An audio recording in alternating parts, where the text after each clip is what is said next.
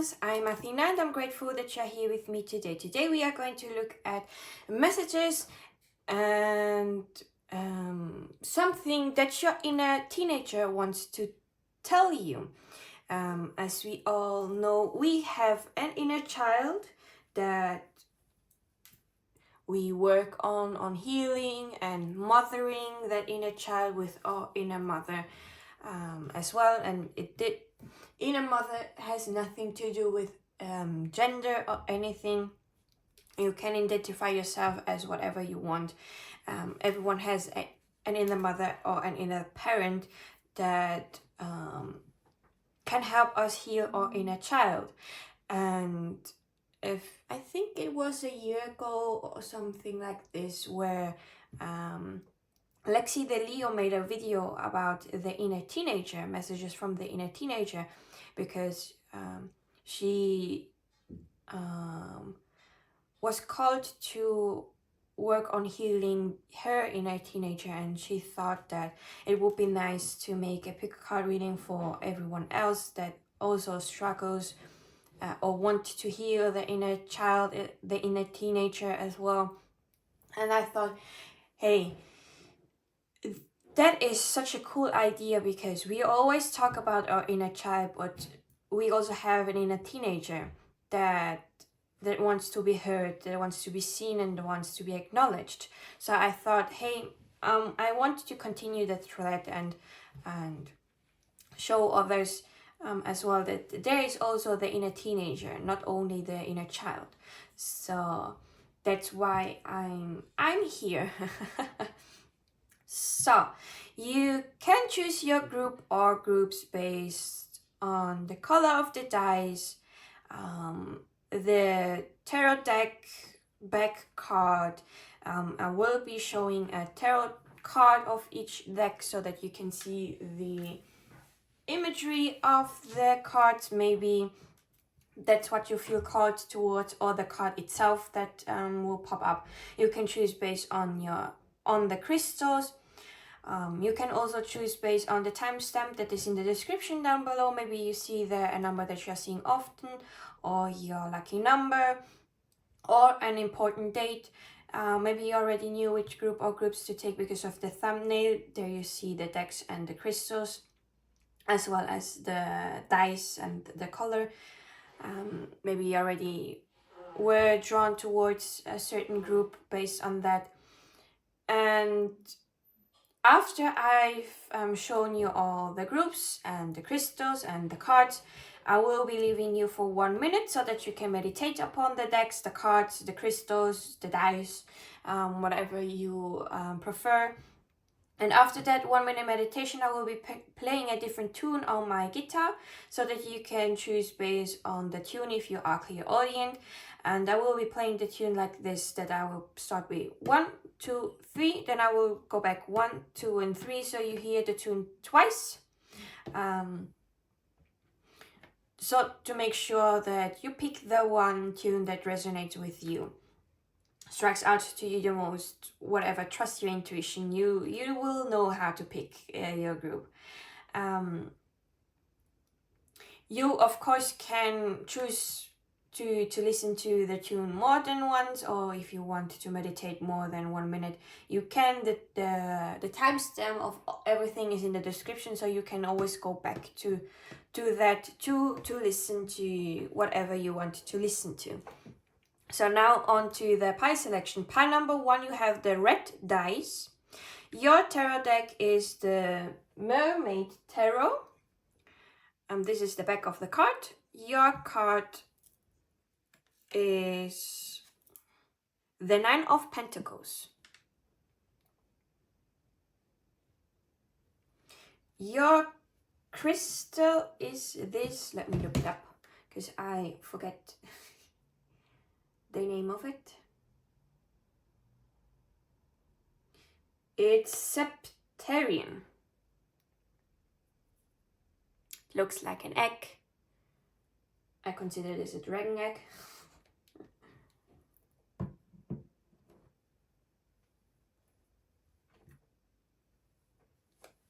Oops. Pile number 2, you have the traditional manga tarot. Your dice is the orange dice. Your random card is... This is the back of the deck, by the way, card. Your card is the Four of Wands.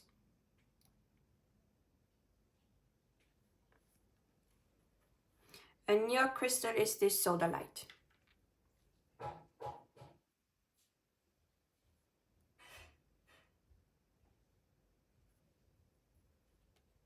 Pile number 3, you have the Dark Heart Tarot. This is the back of the deck card. Oops. Your random card is...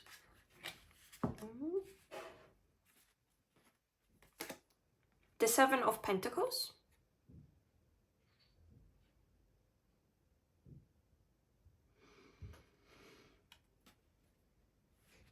And your crystal is this zebra jasper.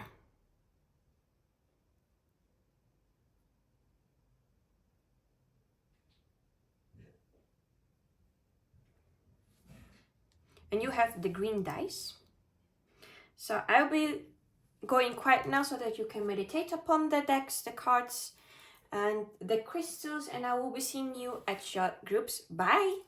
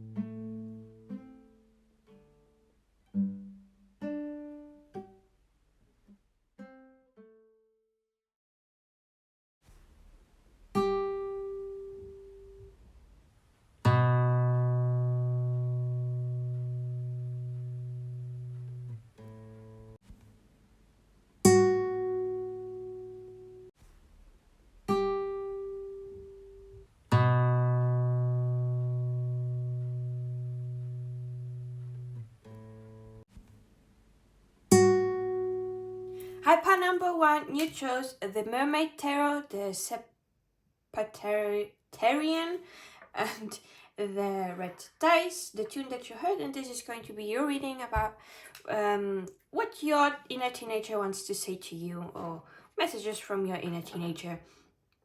It's the same. So yeah, let's get started. I hope you've been well. Let me shuffle the cards. Enjoy the card shuffling.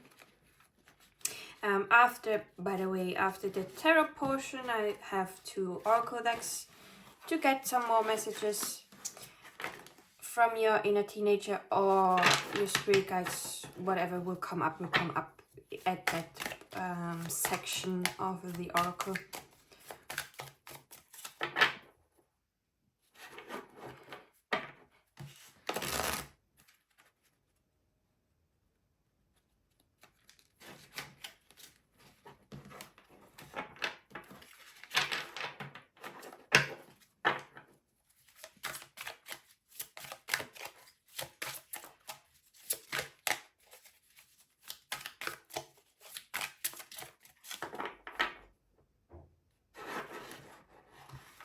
And just shuffle.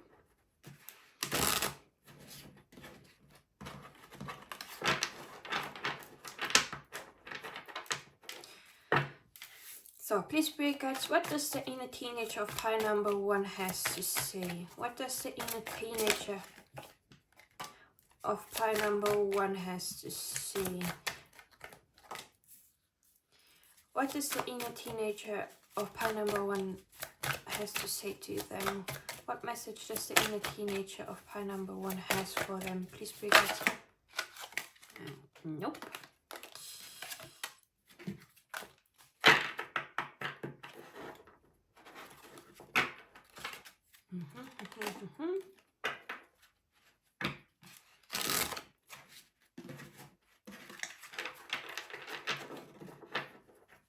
Please, Spirit guides, what does the inner teenager of pile number 1 has to say? What does the inner teenager of pile number 1 has to say? One last card. What does the inner teenager of pile number 1 has to say? What message does the inner teenager?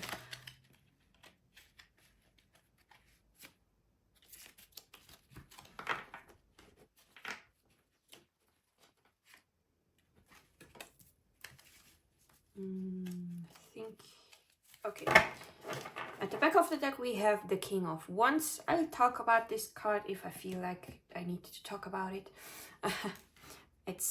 I will leave it on the side.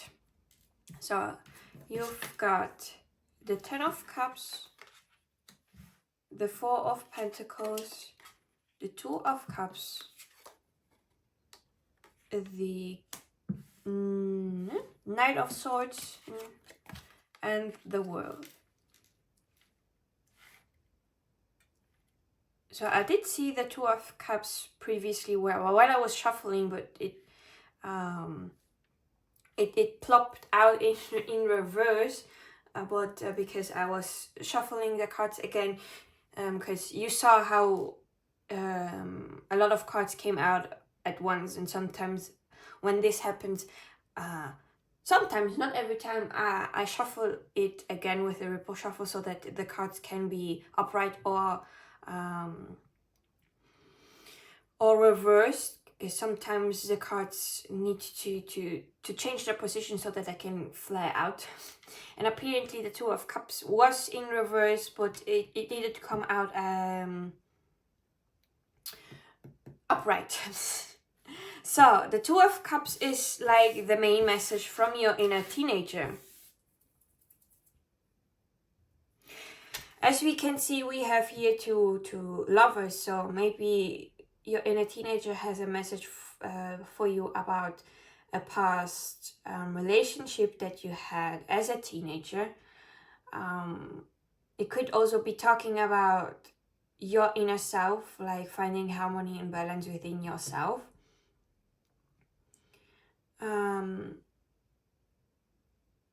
As well as balance in between two different love between two different species here.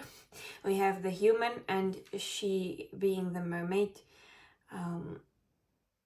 Different backgrounds is what's coming up. Like you may have had this relationship and you both had different backgrounds, different upbringing, maybe also different culture, background. And it may have not worked out, the relationship, because there was an end, or an end that was not so good, is what I'm picking up here.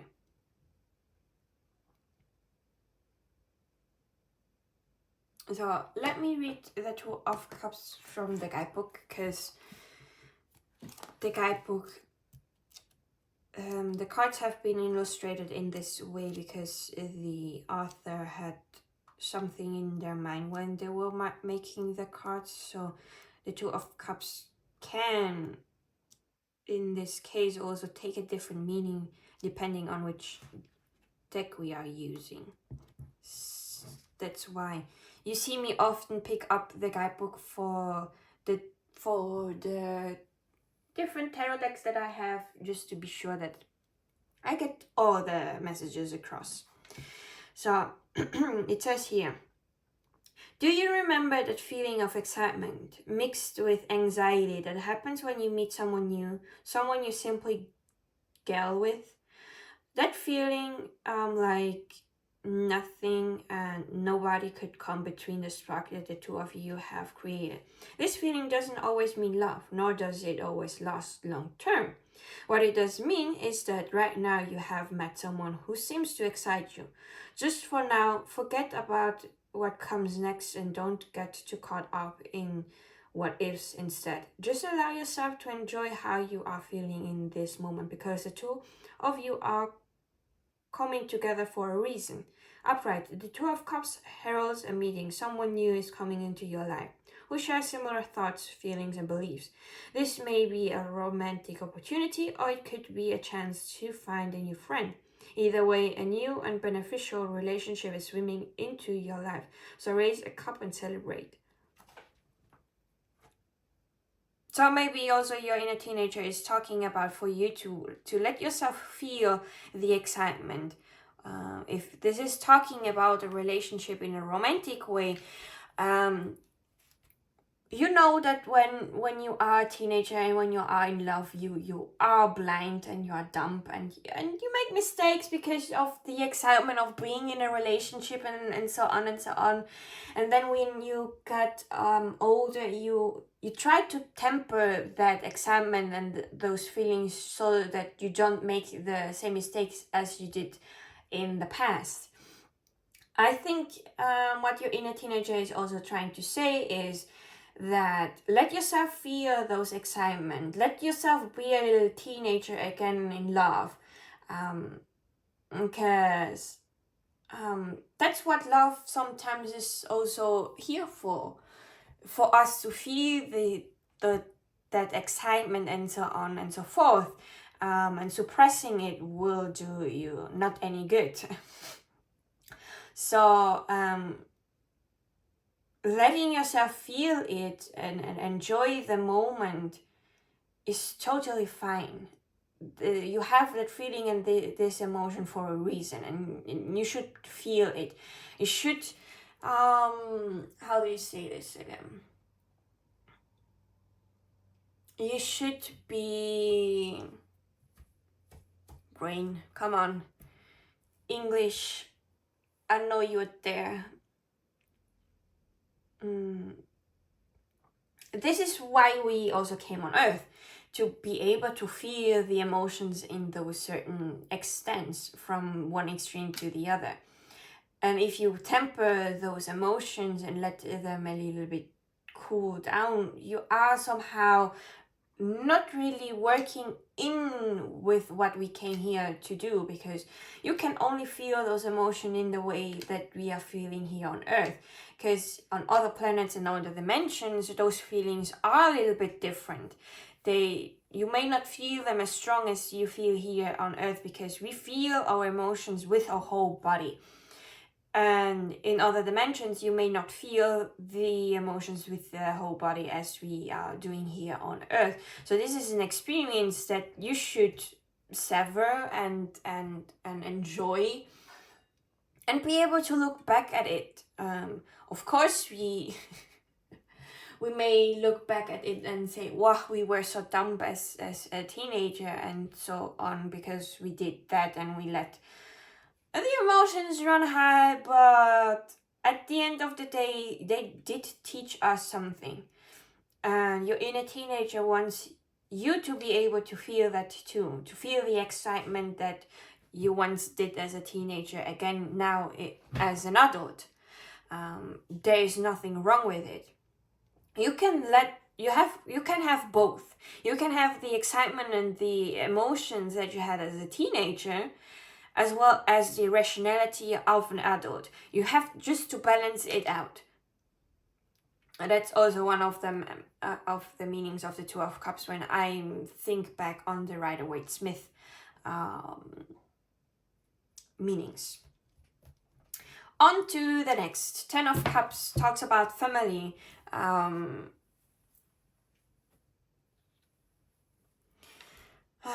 Family reunion, having a good time with family. I don't know if if this is talking about a new person that is coming in and your inner teenager is saying, hey, when they come in, let yourself feel those feelings. Maybe you will have thoughts about having a family with them. How happy you would be if you had this family with that person. Or your family could play an important role in that in the relationship of you two. Either their family or your family. But this card, Ten of Cups in upright, is about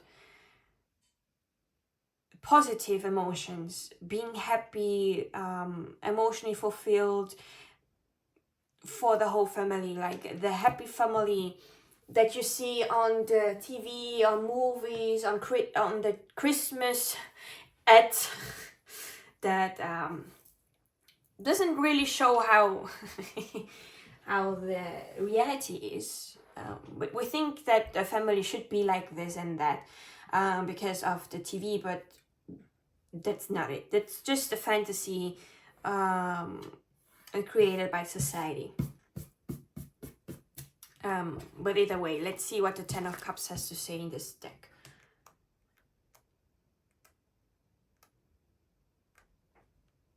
Ten of Cups. What could be more mundane and domestic than grocery shopping at the local farmer's market? Then again, what could be more magical and grounding than doing everyday tasks outside in the open? Upright. The Ten of Cups speaks of the need to ground emotional energy back into the world of the everyday. The boring process called life, settling your weary emotions into the habitual patterns of domesticity. It is here, in the basic grind of life, that we truly find flow. It is in the mundane that we get lost and leave our stress and drama behind. It is this energy that now beckons you to calm, relax, and allow yourself to once again get swept up in everyday tasks that compromise a life with purpose and meaning. So I'm taking this as, again, finding a balance between the excitement, this is new, I want to indulge in this new thing, but as well as you will have to come back to the reality, to do everyday tasks and not be only focused on that new relationship that arrived. There are still work that you need to do, still some tasks that need to be done in everyday life.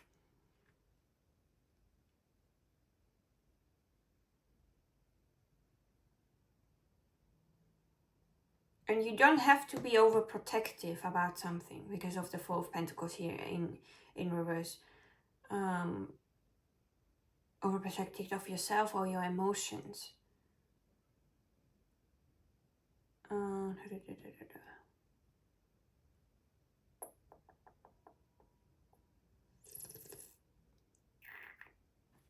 Let's see what does the guidebook say about the Four of Pentacles in reverse. Pentacles here. Four of Pentacles reversed. Have you ever stopped yourself from engaging with the world around you because you thought it might take something from you or cost you too much? This kind of fear isolates you and disconnects you from the simple joys of being alive. You can't stay on the rock forever. You must eventually move despite your fears. Well, basically, maybe you are somehow scared of feeling the emotions and the excitement because you don't want to be hurt, like you may have what may have happened in the past when you were a teenager. But sometimes you have to move and go back to the everyday life and just allow those things to happen as they happen. They happen for a reason. Even if we get hurt, yeah, it sucks. No one wants to get hurt, but those moments, they teach us something for later. it's a lesson that we need to learn. So in the moment when you are hurt, of course you cannot reflect upon, yeah, what is this going to teach me? But as soon as you feel like those emotions have a little bit settled down, you are not feeling that hurt anymore, try to reflect upon what could have this taught you. What was said, what was not said, what was something that you needed out of it. What did not go as you wanted to go? What was the reason that it did not want to go like this? Was it not being able to communicate clearly of your needs and feelings or thoughts and so on and so forth? Or was it because you held something back because you were scared of being vulnerable with the other person? So your inner teenager is telling you, hey, look, feel those feelings. Do know that, ground yourself as well and come back to the everyday life task that needs to be done. But don't hide away. You sometimes have to move forward. And on to the Knight of Swords in reverse.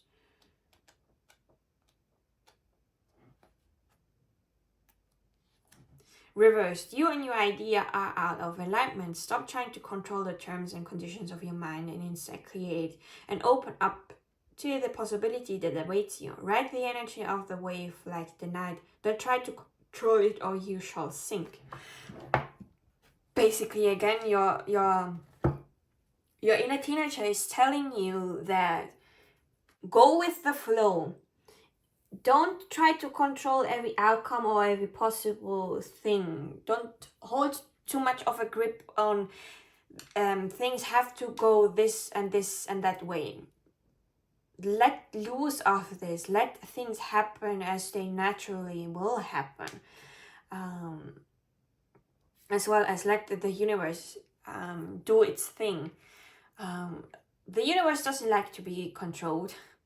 And we humans want certain things to go the way that we want it to go, but let me stretch. But the universe has other plans for us because it has sometimes better things for us in store, and sometimes things have to not go our way so that the universe can bring in the other thing. Sometimes things can't go our way because we have to learn about it to make maybe in the future a different type of decision and look at it from a different lens, so that in the future you have learned about something and so that you can work on it differently than you have done in the past. So let things happen as they should happen and know that you are safe, that nothing's going to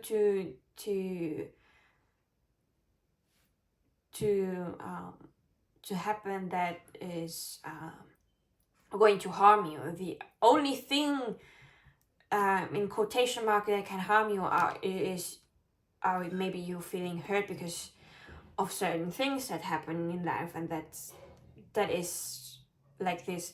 It reminds me again that if you want to know joy, you also need to know sadness. If you want to be feeling passionate about something, you also need to know what a motivation is, what things that you're not passionate about are, so that you can find the thing that you're passionate about.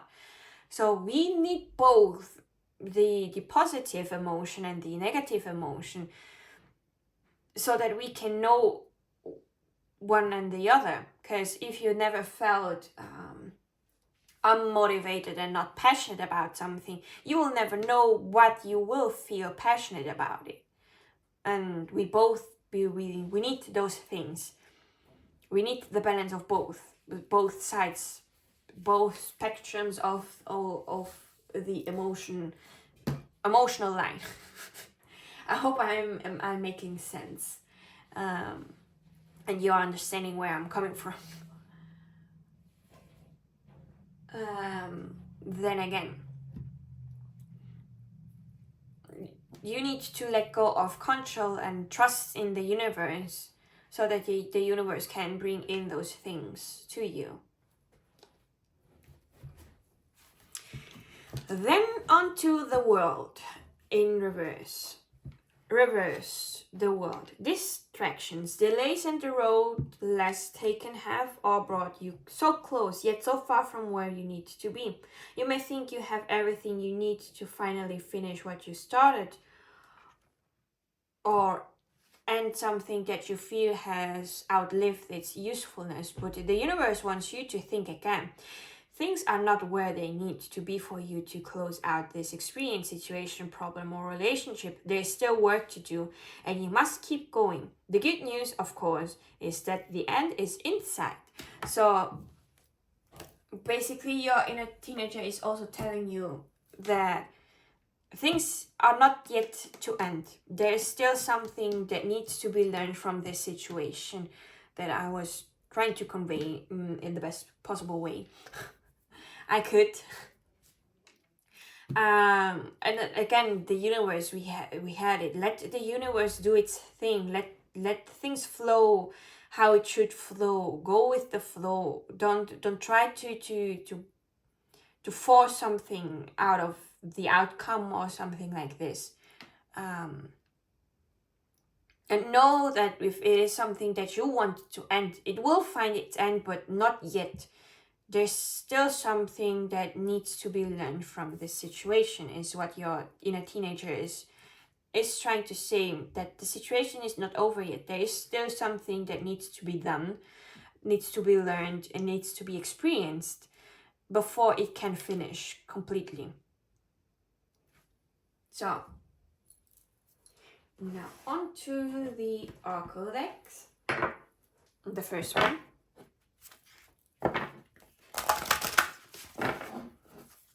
So, what does the inner teenager has to say to pile number 1?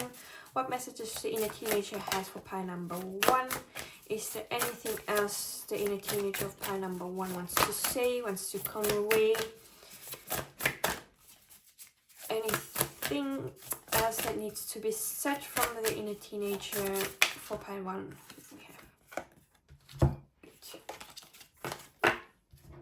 Back of the deck we have Evil Queen. You deserve sugar, not so.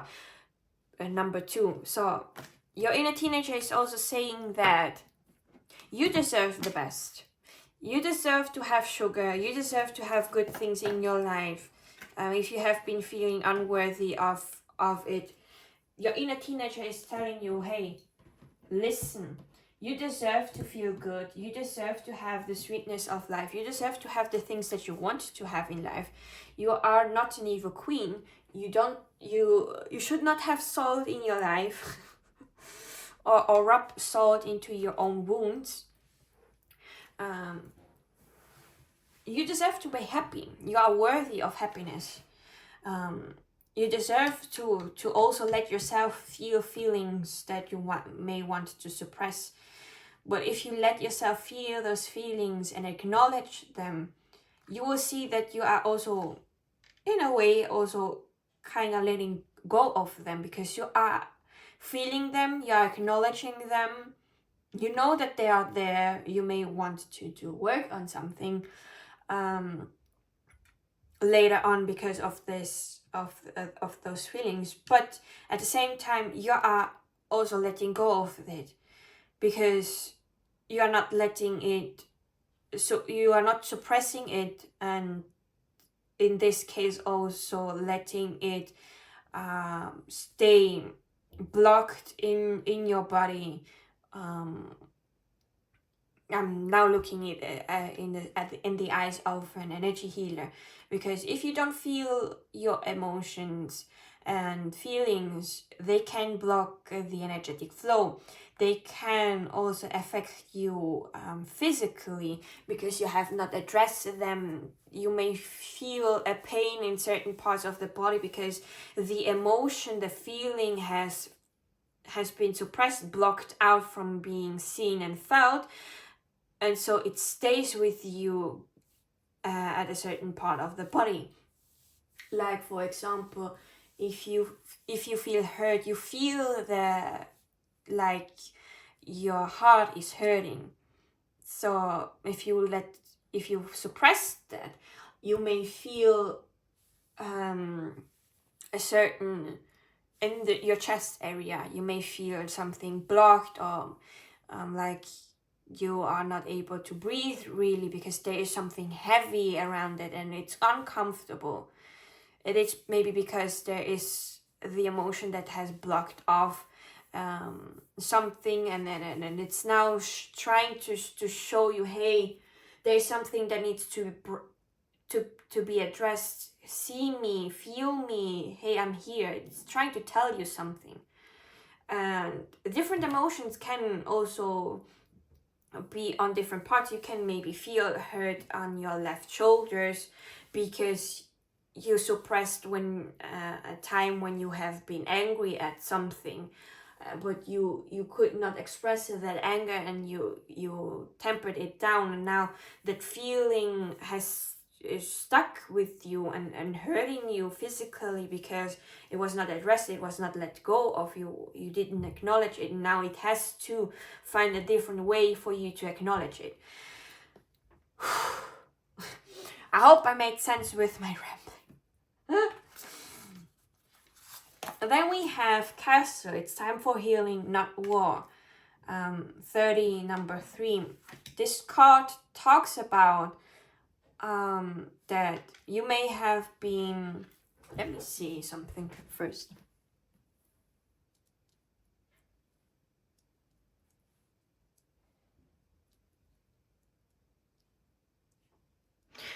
So this castle is about that you may have been impulsive and said things to start a war fast because of circumstances. We are humans, we make mistakes, and sometimes we don't think things through.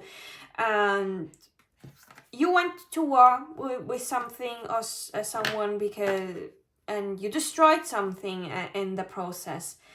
Really fast, because you were done with it. You were like, and this is over, break this down immediately.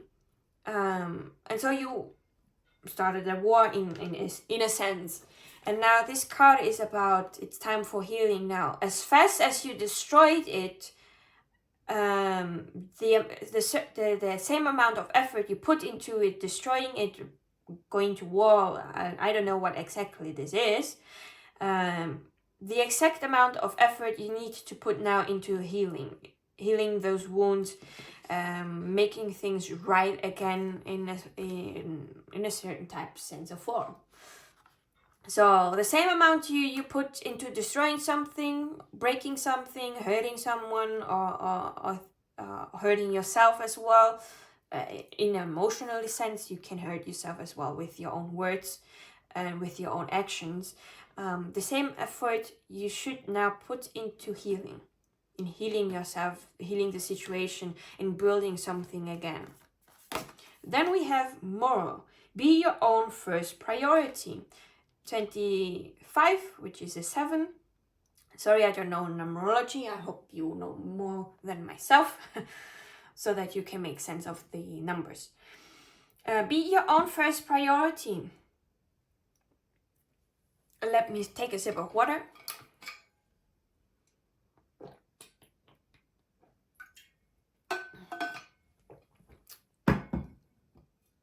Sometimes we have to think about ourselves first before we can think about someone else. You need to be in a good place first before you can take on someone else this worrying. Like, for example, if you have been neglecting your own self-care, working yourself to the bones or something like this, and then your friend comes and wants to have attention, or your partner wants to have attention, wants to feel loved by you, but you haven't given yourself the time for yourself, or some alone time for yourself, so that you can recharge yourself. You are giving from an empty place.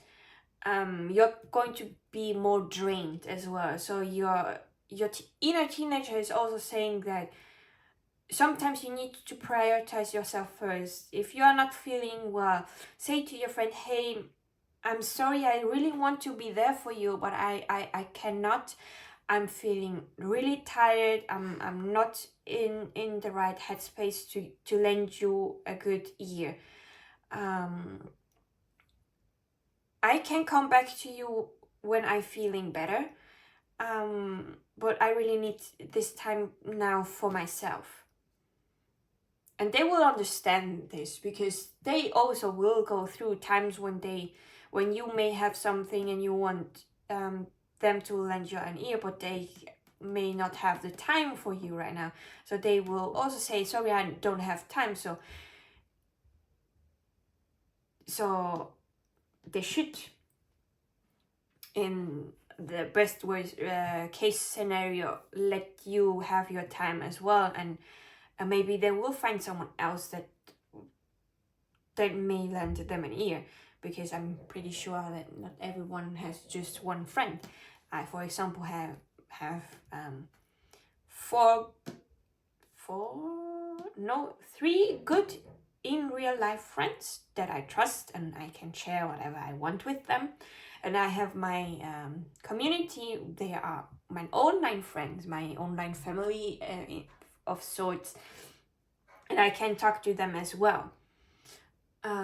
Sometimes about different things, but I have more than one person to go if I'm worried about something, and if one of them may not have the time or space for me right now. So give yourself the space and time. Be your own first priority. Look at yourself first. Take care of yourself first before you give the time to someone else. Because it's also going to be a disservice to them if you come from a place of emptiness and drained, because maybe you will not be able to give the best advice, the good amount of energy back to them when they need it. Last but not least, feather.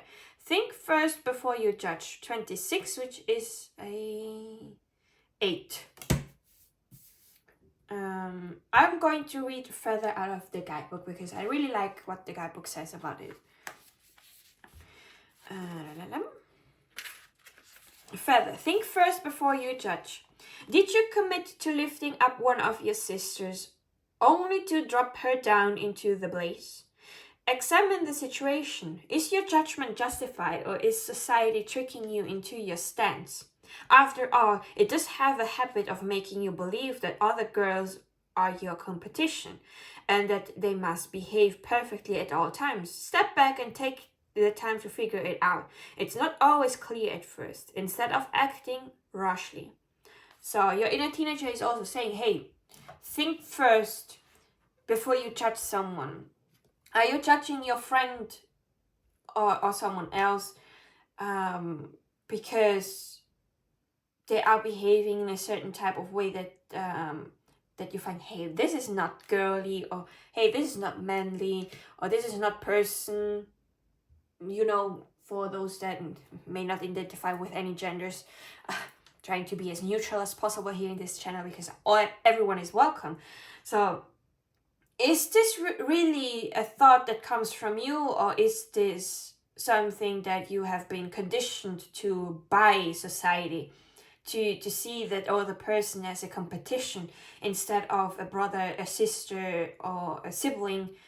Because in my own belief, you don't have to share this, I think of humanity as brothers and sisters, because I think deep down my soul was at a place And it's reminding me a little bit of Mintaka, because I once channeled a story from there, that the collective, the Mintakans, they collectively, even if they were not related by blood, they still considered the others as brothers and sisters, because they were a union, they were a community, they worked together in harmony. And for those that may not know, Mintaka was destroyed in a war, and so the Mintakans had to flee their home planet and go to different places. And those that were present in the war, they saw their brothers and sisters fall in the thing, and this hurt them deeply emotionally, because they were connected to each other. And the same thing is what I see here on Earth. Even if we may look different, if we have different backgrounds and things, we are still human, we are still the same. We all have 2 arms, 2 legs. Of course, if we have lost one limb because of certain circumstances, then we don't. But basically, we are still human. We're still the same species. We all came from the same place.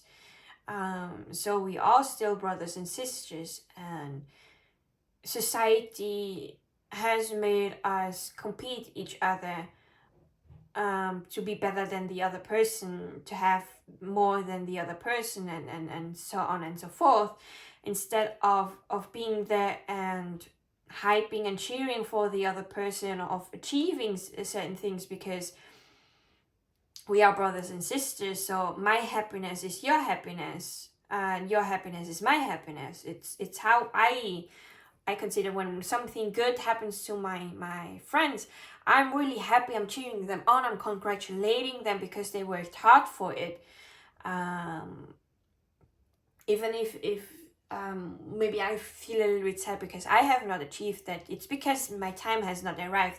But when it happens and I talk to my friends about it, I'm sure that they are going to cheer me and be happy for myself too, and congratulate myself, because we are friends, because we are sisters, we are brothers to each other. We came from the same place, and we will go back to the same place. That is my belief. You don't have to share what I have rambled upon here right now, but I hope that this could be a little bit food for your thought, and I hope that I could convey what your inner teenager was trying to say to you, that don't judge, don't act too rashly, think a little bit first before you may do something, or think about something about someone. Sorry, I saw on my iPad a reflection of, is this a hawk? Yeah. Of the hawk. So now to the last oracle deck. So what else does the inner teenager of pile number 1 has to say? We have give instead of take. So new moon in Virgo. So there is the need of giving something, and not taking something. Giving more of your time, giving yourself more time, giving time to someone else, not only taking. There needs to be a give and take, of course. So in your case scenario, your inner teenager is telling you that there is now the need of giving more instead of taking. What else does the inner teenager of pile number 1 has to say? What else does the inner teenager pile number 1 wants to convey to them? Any other messages, any last messages from the inner teenager? We have South Node. Don't let the past hold you back. So your inner teenager is also telling you, what happened in the past happened in the past. It's not going to be a coming up again in the future. So don't let it hold you back from the things that you want to achieve, for the things that you want to do. Don't be scared. Have the courage and move forward. As we had here with the Four of Pentacles in reverse, you cannot stay at the place for all the time because you don't want to feel hurt, or you don't want to go out there. You are holding yourself back from maybe the prize that is at the end of the path. So, and we have also at the back of the deck full moon in Aries. I don't know, how is this translated in English?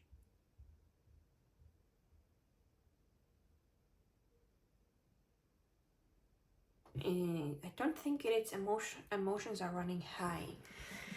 Let me see. On my old phone, I should still be able to... Oops.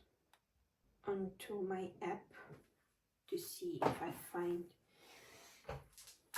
the card in English, because I know I have a friend that has the same deck and took pictures of the deck so that I can see.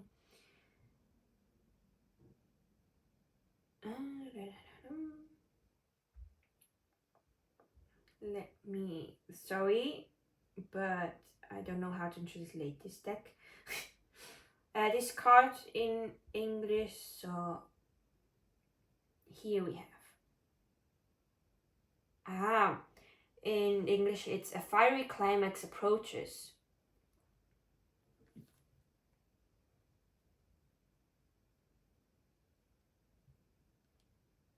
So a climax is approaching you. And you know how in movies the climax is like the last energetic burst of the movie before everything calms down and resolves itself. So you are reaching the climax of this story, and after reaching that point, things are going to calm down and find its end. That's how normally in movies work. Like, you have the introduction and the plot happening slowly, then it's going to thicken, and you have the climax, the point of the movie that is the best in my humble way of explaining it. And then the things go down again, it resolves and finds its end and its solution, and that's when the movie stops. So you're going to, life is sometimes like this too.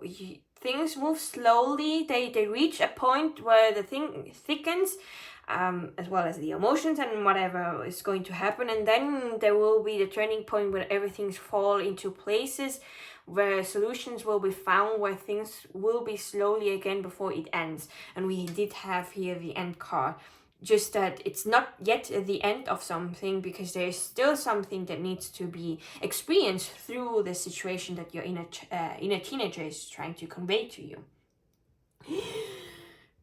So yeah, the climax is still coming before you will be finding the end of this situation that we have been talking about, and that your inner teenager wanted to tell you. So pile number 1, this is everything that I have for you. I hope that it could help you a little bit. I felt like I was all over the place and not able to really convey the messages coherently with a red thing, but I hope still that it helped you. I hope that you still liked it, and thank you for sticking with me till the end. I wish you all the best. I'm cheering you on, and I will be seeing you in my next video. Bye! Hi, pile number 2, you chose the traditional manga tarot, the solar light, the tune that you heard, and this is going to be your reading about what your inner teenager has to say. I hope you've been well. I'm filming the your group and group 3's 1 week after I filmed group 1 because I got a cold and so I was not able to finish this reading on time, but I am all better now. Now we can go. Just shuffling your cards. Oops.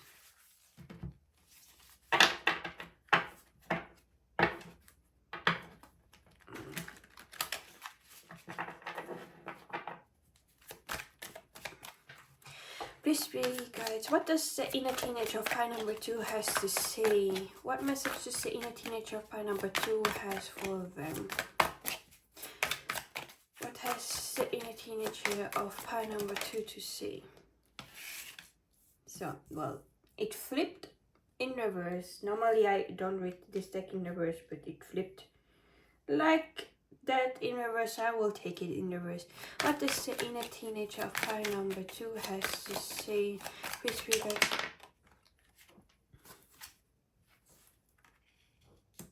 One more in reverse. Please read, guys. What does the inner teenager of pile number 2 has to say to them? What message does the inner teenager of pile number 2 has for them?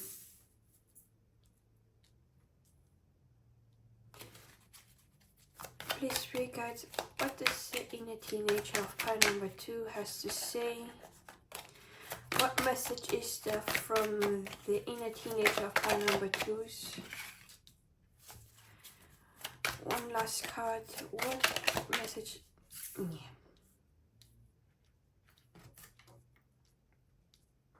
The back of the deck we have the Knight of Cups. I will talk about the Knight of Cups if I feel like I need to mention it. But either way, we are going to look at your cards right here in front.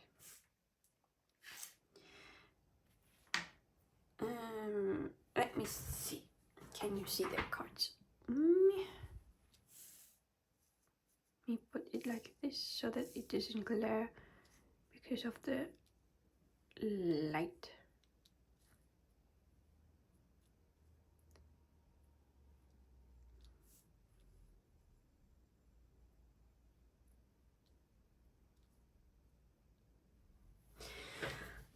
Okay, so your inner teenager has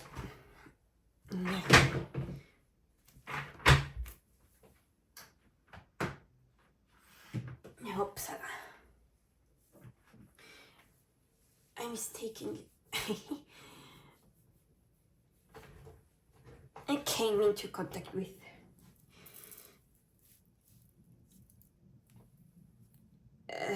yeah, whatever. So your inner teenager has something to tell you about finances. Moreover, about something more related to your family, because the Ten of Pentacles talks about having financial means. It could also be what is it called again in English? I'm sorry, it's quite early in the morning, so my brain is still waking up, and English is not my first language nor my second, so it takes a little bit longer for certain parts of my vocabulary to emerge. No, it's not appearing in my head. Whatever. If it's not appearing in my head, it means that it's not a message for you. But yeah, the Ten of Pentacles is about having the financial means for families to come, like working hard to have enough for future generations. We have here the old man here sitting. Then we have here the couple, meaning that he probably worked so hard that he earned enough financial means so that the couple and their children can still benefit from what he has earned in his lifetime. So it is about having enough for the family and the future generation to have enough to live a comfortable life.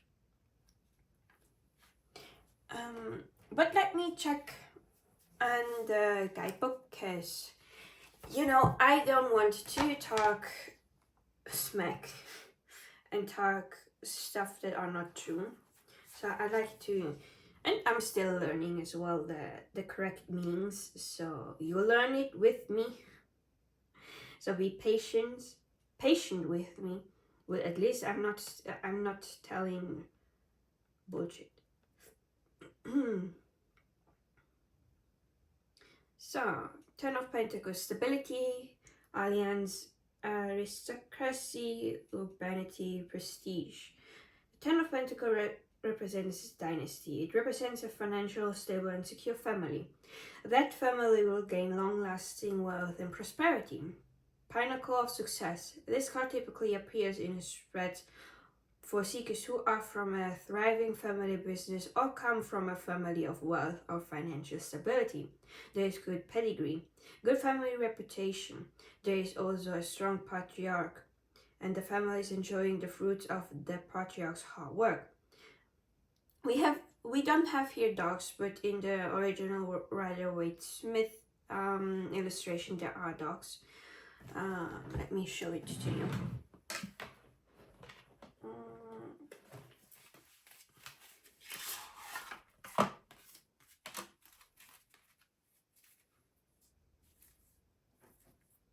Here, you see, there are the dogs.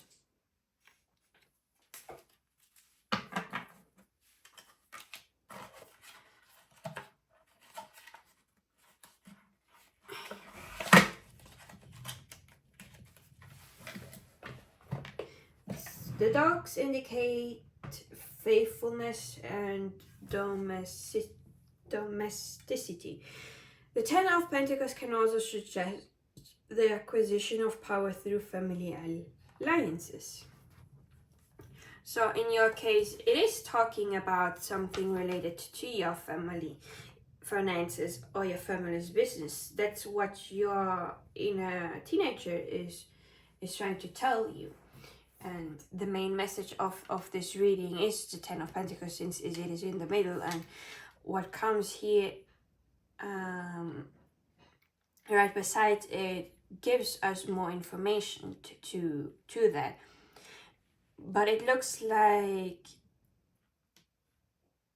that you or your inner teenager has been anxious about the future. This person cannot sleep.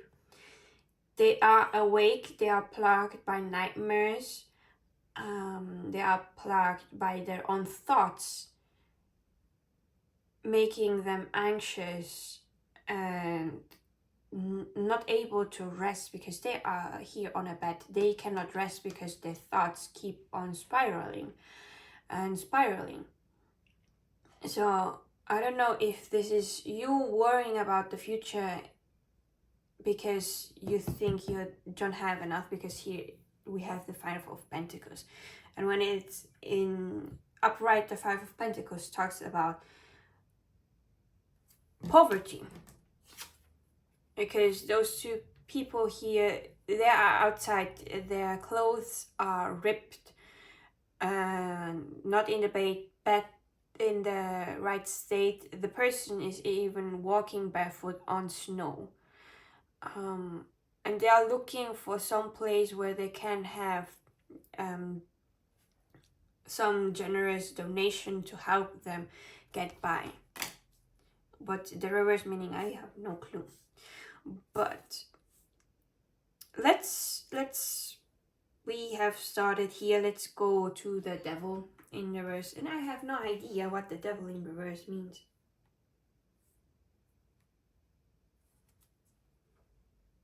For a moment I thought Siri would start speaking because I so the devil in reverse, defeat, release, severance. Reverse meaning. In reverse, the devil symbolizes the removal of bondage. In reverse, a card represents the Buddha defying Mara. The seeker will overcome evil, tempting forces. The card represents resistance of those unseen negative forces.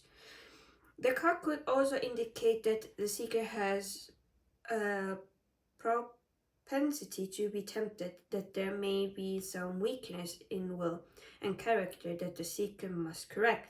The devil in reverse suggests a newfound detachment from unhealthy forces that the seeker was previously bound to. In practical application, the devil card in reverse could indicate divorce or severance of important ties in the seeker's life. Although the seeker is now free of those former ties, the severance has left the seeker feeling defeated. If the devil card in reverse appears in a reading surrounded by negative cards or dominant yin energy, then the card might signify the simultaneous defeat of the negative forces by the seeker and the seeker's own feeling of defeat after that defeat, thus a spiritual Pyrrhic victory.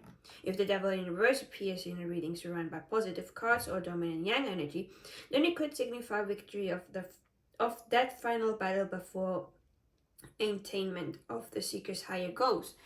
So looks like you have your inner teenager is talking about that you are freeing yourself from some sort of attachment that you had, some sort of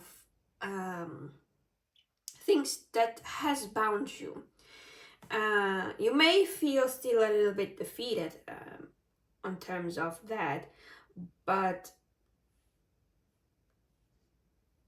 I don't think that you are in that bad of a case. We do have yin energy here a lot with the Pentacles energy, because masculine energies are the fire element and air element. Like it would be the suits of swords and the suits of wands that are masculine energy, yang energy, and water and earth are yin energy, feminine energy. And so we have a lot of yin here. Meaning, what was it again? And the devil?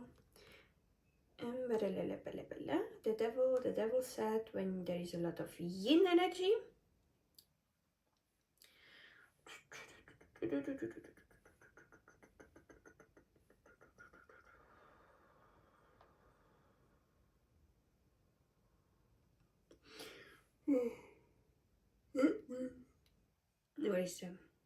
Where is the yin?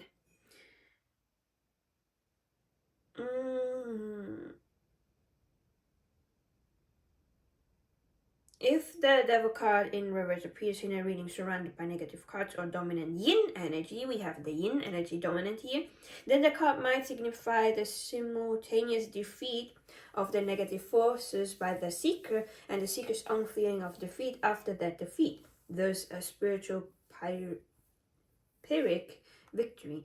Let me Google what the meaning of Pyrrhic is, because my head is not understanding it.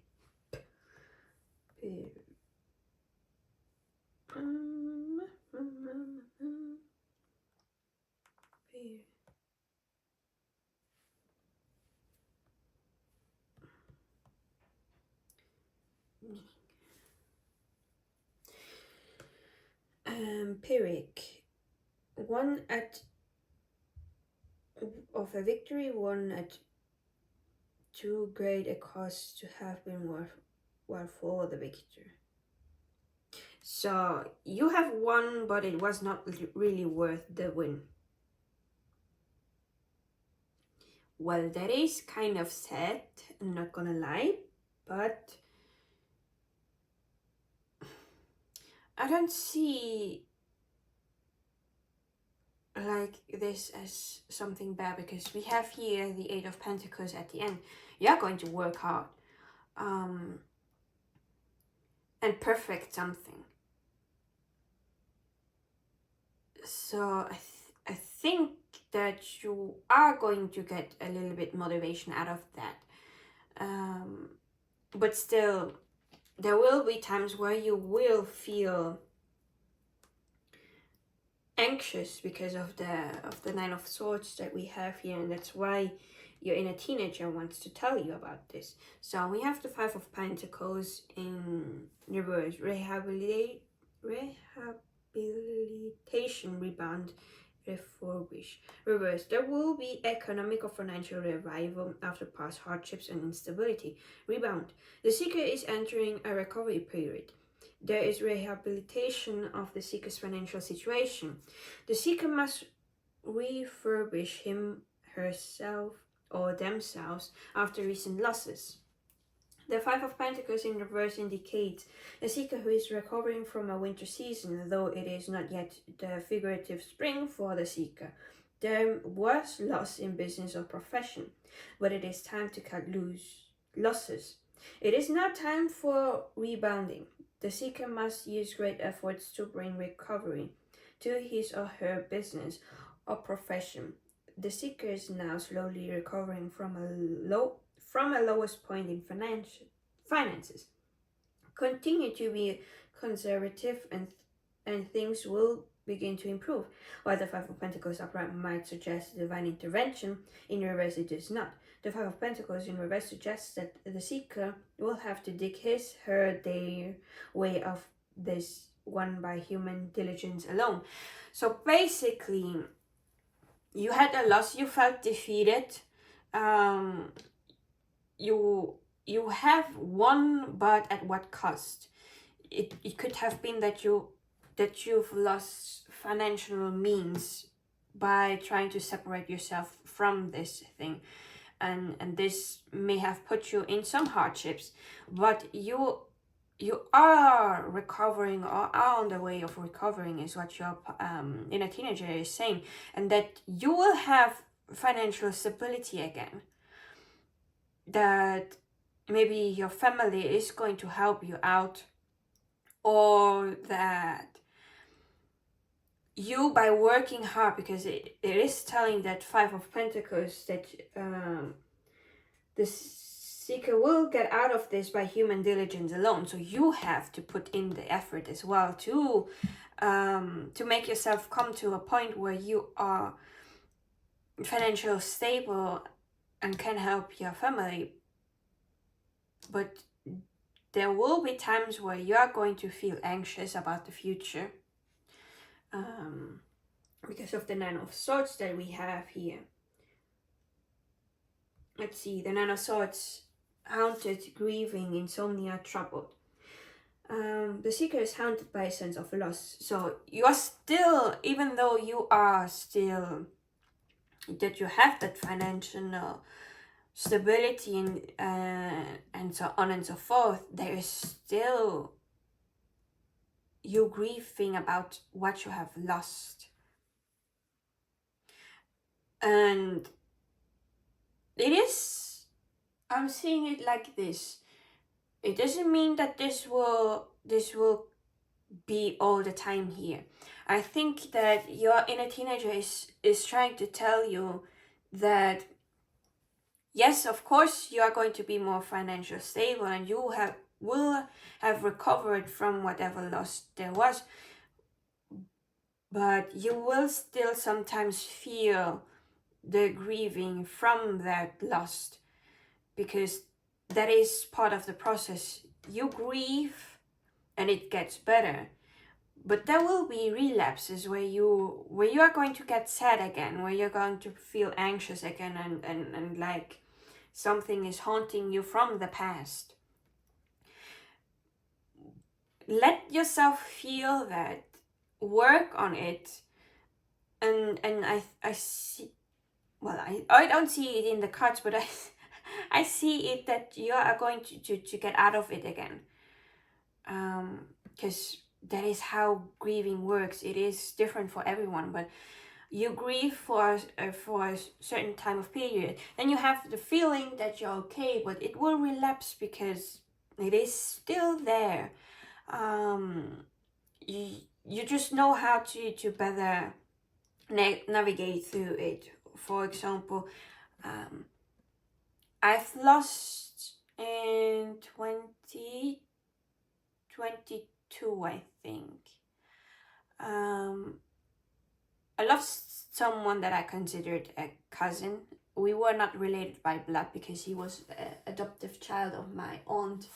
But I grieved this loss because I liked him. Even if we did not have contact anymore, I liked him, and I've grieved a lot in the days when we received the news. I cried a lot. But I knew that he was now at a better place, that he was not suffering anymore. And he did visit me in my dreams. I did see him and he was okay. But even now, this past week, for myself, I did think of him again. And I did get sad again when I thought of him. And that's normal, that is part of the process. It is something that we have to deal with in the grieving process of the loss. We will remember them again, and while we remember, we will feel sad again. We will be grieving again about that loss that we had. Just let yourself feel that, and things will get better again afterwards.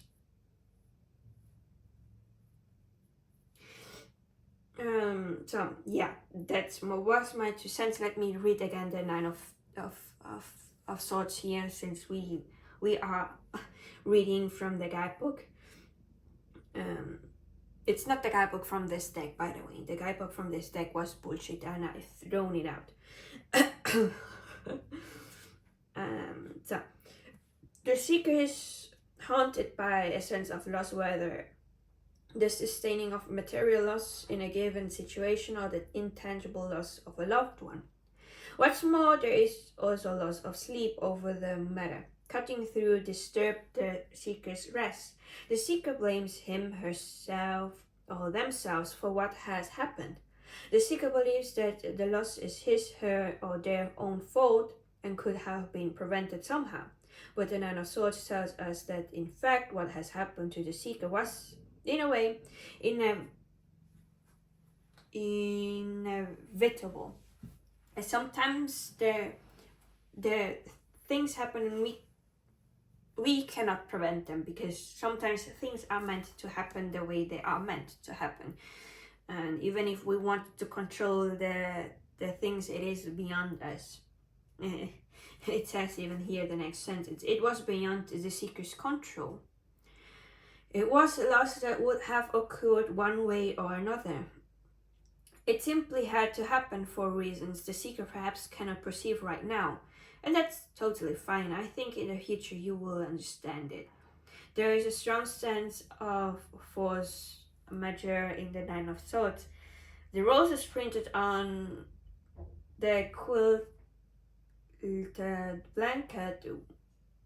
It is here on this blanket here in the original image. What does it look like here? It still looks like roses. So, represent mystery, and the alternating quilting pattern of astrological symbols suggests causes well beyond the seeker's personal control. A matter, in quotation marks, written in the stars, or at the very least caused by powers greater than the seeker. Fences carved into the wood of the bat indicate that a combat took place and the seeker was not the victor. When one awakes from unsettling dreams and is caught in the haze between the conscious and unconscious, when the seeker is unsure what is real or unreal, the thrilling is what the seeker feels at the moment. Note how the points of the Nine Swords depicted on the card extend out of you, suggesting that the total amount of damage is not yet ascertainable at this time. Yeah, your inner teenager is saying that you are going to be plagued by it, but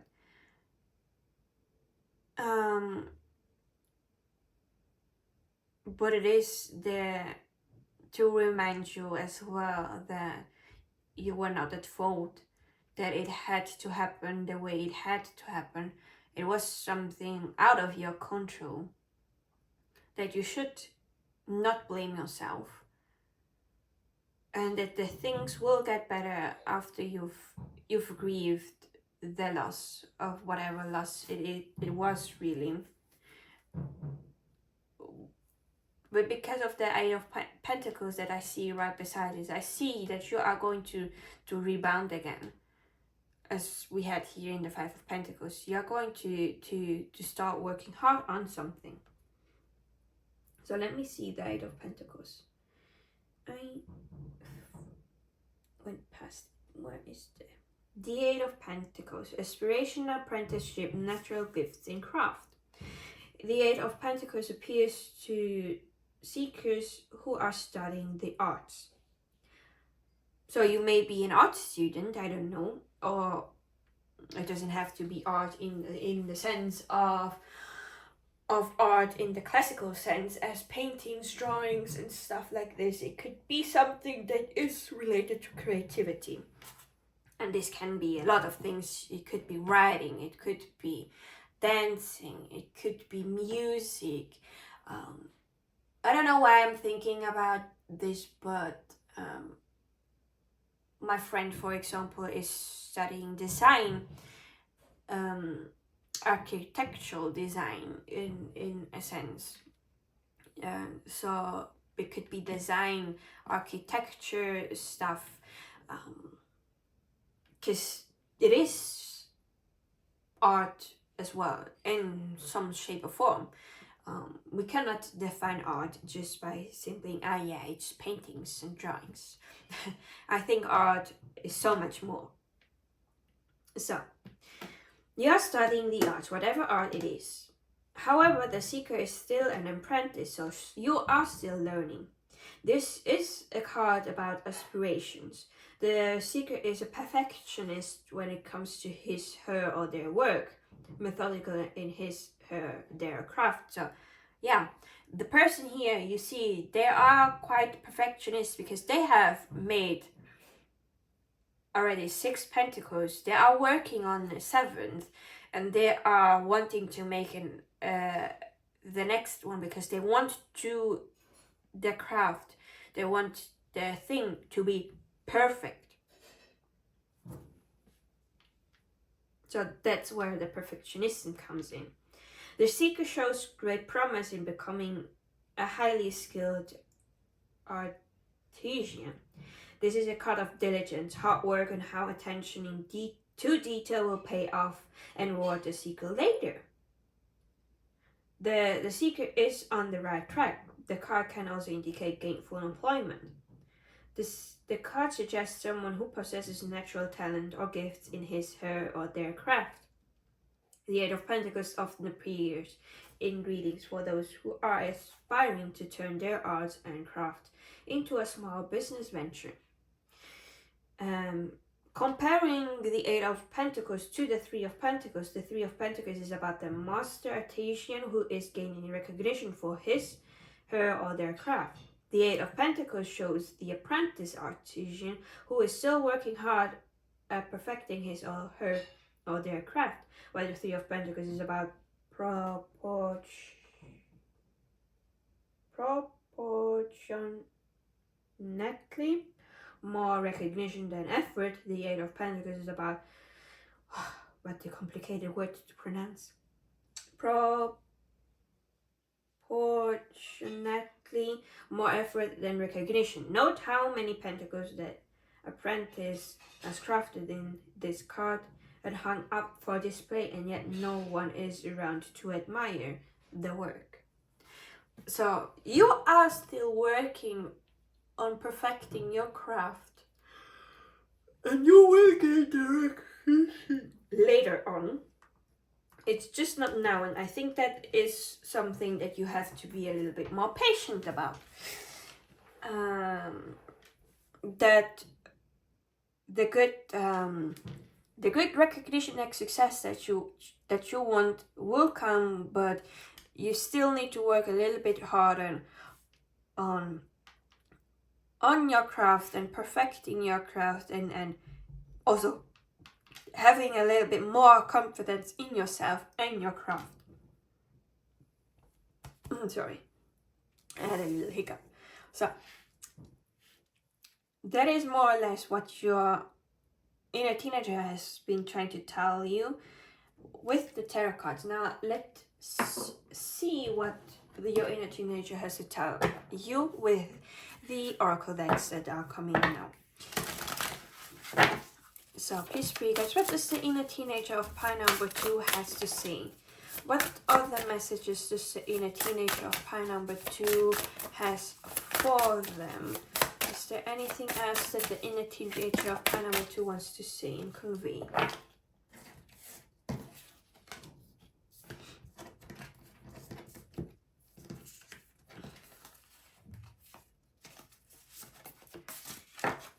So we have at the back of the deck 39, which is a 12, which is a 3. Sorry, I'm not a numerology buff, so I don't know what it means. Raindrops, take a chance on them. And this is talking about that in the past you may have been hurt by other people and you have become distrustful of them and wanted to close your heart off. But this card is telling you to not close off your heart and to give other people a chance again, because you have not met everyone that is not going to betray you. Oopsala.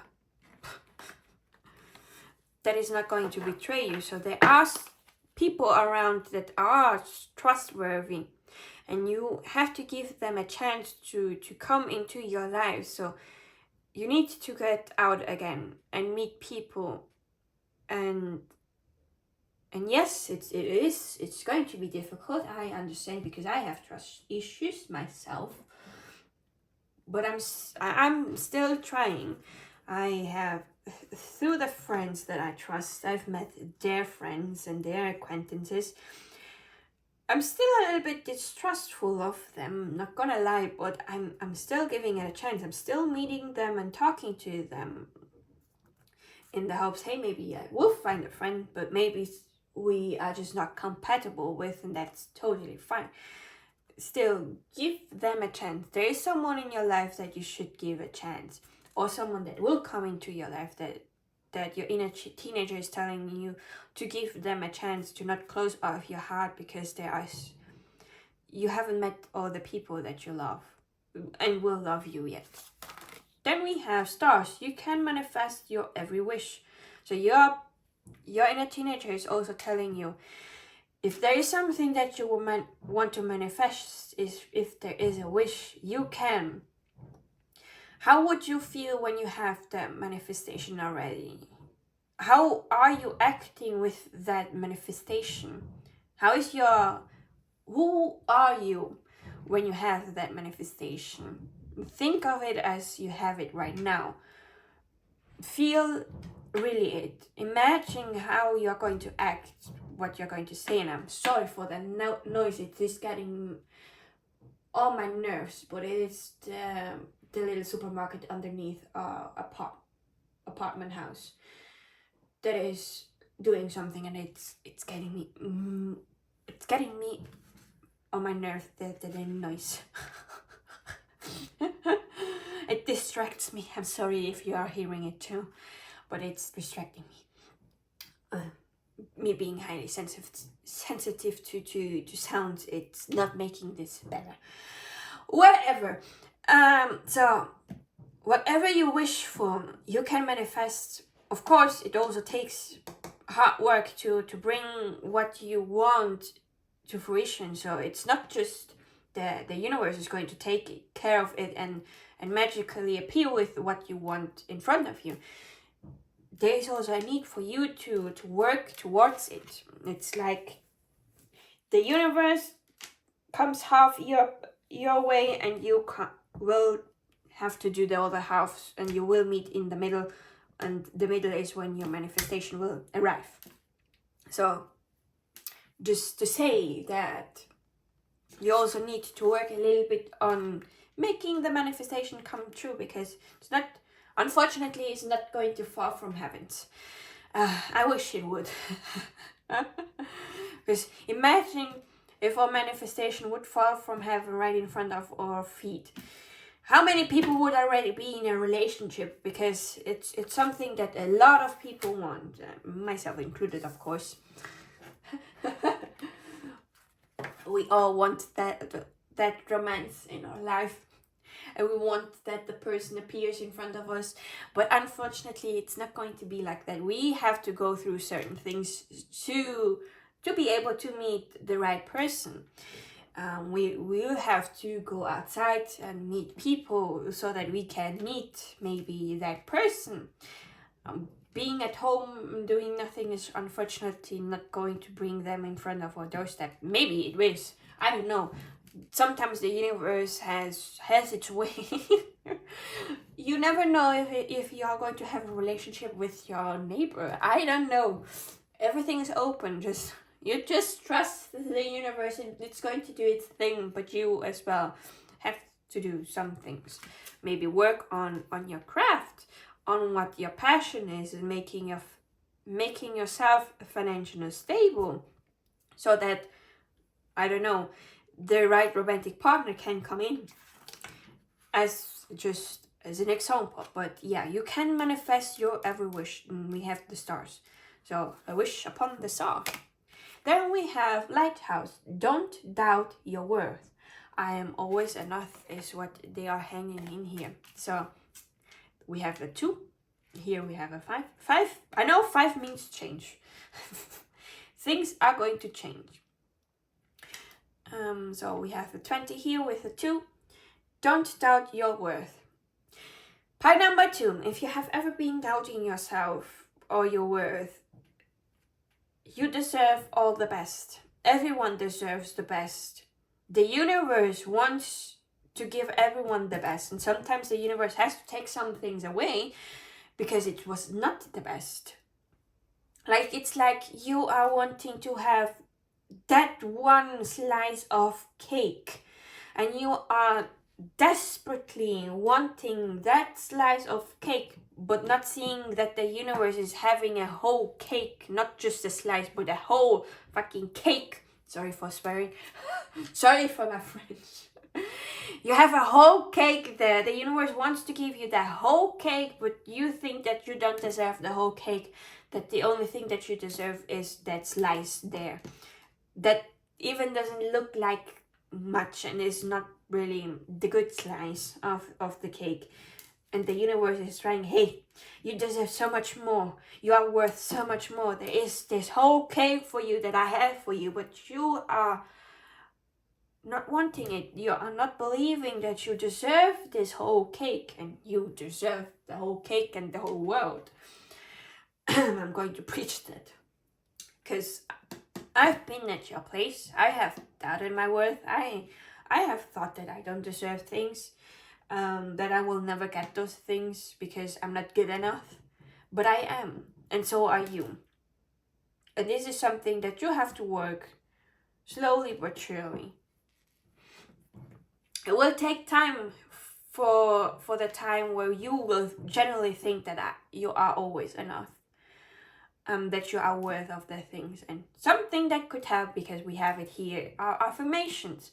I am worthy. I am enough.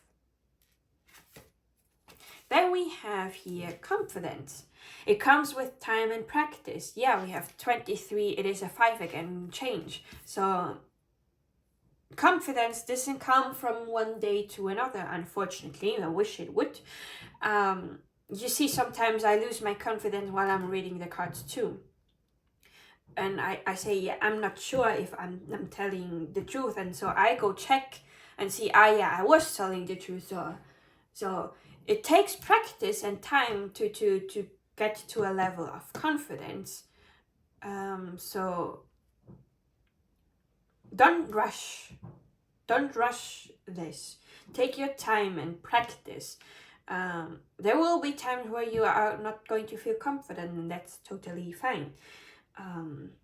There will another day be where you are totally full of confidence, and that's good too. You are going to work towards building your confidence slowly but surely, with one little step at a time. You will feel confident first. Let's, for example, say that you are an art student. Let me show what I'm meaning, because I sometimes find myself that visualizing something could be helpful. So we have here my iPad, and here I have my Apple Pencil. I hope that you can see it. Yes, you can. So let's say that you are an art student and you are trying to master your craft. So it wanted blue, so I'm going with blue. So you are going to start with, if you are wanting to make a line, you are going to start with the line being wobbly. And that's okay. It's not bad. The line is not bad just because it is a little bit wobbly. But the more you do it, the more it will be straighter, and it's not going to be wobbly again. And that's how you build your confidence. Here you have no confidence at all because it's wobbly. It doesn't look like anything. But by continuing to working on it, you will reach a point where it's probably not going to be really straight, because I am not an art student and I'm not really the drawing type. But you will find that here at this point you have a little bit more confidence in your drawing lines. It could also, of course, be something else. Oopsie, lost this. So confidence you gain slowly but surely while perfecting your craft in anything or whatever it is. So that is the way of me showing you that confidence comes with time and practice. You will not feel it in the first day, unfortunately. You will feel it after some time has passed. That is okay. Just take your time and don't rush it. And you will find yourself a lot more confident after some time. Let's say, for example, you start today on working on your self-confidence, and you take it one step at a time, one little step every day into building that confidence with time and practice, and with falling back into uncertainty and not feeling confident at all. But you see, after 365 days, since this year has 366 days, after 365 to 366 steps, you will not be at the same place you were on day one. You will be 66 steps more into confidence than you were at the first day. Hope it made sense. So, on to the next oracle deck. It would have been the last, but I'm thinking of ending this reading with something else for your group. Don't tell pile 1, nor pile 3, because I don't know what happened with pile 3. So, let's see. Please, Spirit Guides, what else does the inner teenager of pile number 2 has to say to them? What message is there from the inner teenager of pile number 2? What does the inner teenager wants to say? So it was this one that came out. This here, everything will go back. Is there anything else the inner teenager of pile number 2 has to say? Any last messages from the inner teenager? Okay, there are. So,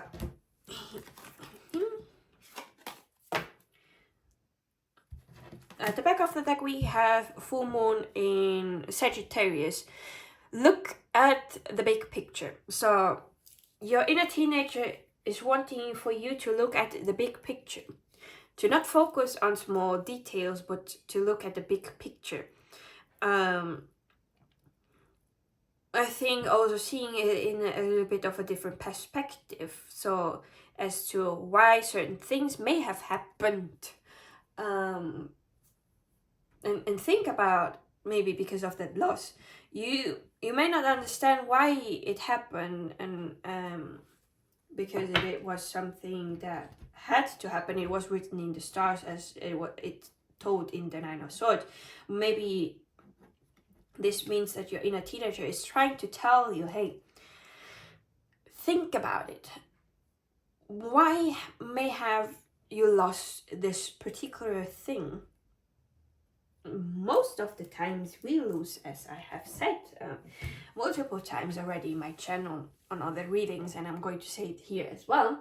Maybe sometimes the universe takes something from us because they have something better for us. Remember the slice of cake and the cake that the universe has? So that's big picture thinking as well. For me personally, looking at the things from a high perspective and seeing, hey, why may have this happened? What could I gain from that? Then we have the card that flipped over at first was full moon in Scorpio. It says here, free yourself from negativity. So you have been spiraling down with your thoughts because of the Nine of Swords is clearly saying this, and your inner teenager is trying to tell you, hey, it is time to try to work on stepping out of the negative thoughts that you have, the negativity. It could be even people around you that are a little bit more negative based and could bring you down as well. Because sometimes it's also the environment that can let us spiral down.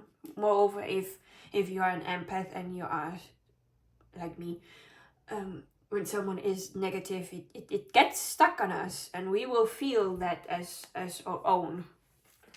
So try to free yourself a little bit more from the negativity, and it's going to take time as well. It's the same process with the confidence. It takes time and practice to change our thought patterns. I am not there completely yet as well. I still find myself sometimes in negative thoughts, but then I fight back to it. And we also have new moon in Cancer. Safety for you and your loved ones. Your inner teenager is also trying to tell you that you and your loved ones are safe, that everything's going to be all right. We have here the Ten of Pentacles. There is stability coming for you and your loved ones. Then we have full moon in Cancer. A problem will solve itself, so that whatever problem there was, it will solve itself. There is a solution to everything. And then there's even a saying in Portuguese. It's a little bit dark, the saying, but I hope you get it. The saying goes like this. Tudo tem uma solução, só não para a morte. Everything has a solution, just not for death. Because we cannot escape death. Death is something that is inevitable. And there's no solution to live long lives or forever. There is a time where you need to move on to the next plane, to the next realm, because there you have other lessons to learn, there you have other things to do. So you cannot stay always on the physical. But for everything else in life, there is always going to be a solution. So the problem that you have, the solution will come. Then we have full moon in Capricorn at the end of a difficult phase. So you have been in this phase of difficulty for some time now. And your inner teenager is telling you that, hey, it is going to end. The end is near. So hang on. We also have... I think that is the North Node. Step out of your comfort zone. So sometimes we have to step out of our own comfort zone to get the prize, to get the cake. Because if you stay at a place where you have only the slice of cake, where there is only a slice of cake, but you wanted the whole cake, you need to step out of your comfort zone and maybe go to a different bakery. Let's say you always go to the same bakery because you know the people, you know their cakes, and you find it tasty. And that is your comfort zone. But let's say, for example, one day you go there and you want a whole cake, but they only have a slice of cake, and it doesn't look that appealing anymore, the slice of cake, because it has been there for the whole day and you went there almost at the end of the day. So you have to, if you want the cake, you have to step out of your comfort zone and maybe go to a different bakery. And there you will have a beautiful big cake for yourself. But you need to step out of the comfort zone. Step outside and try something new to get what you deserve or to get what you want. Then, last but not least, we have moving moon. Nothing is set in stone. Let me see. If I have the cards like this, do you see them? Yes, you do. Out of curiosity, does this have room here? Yes, it does. Still trying to figure out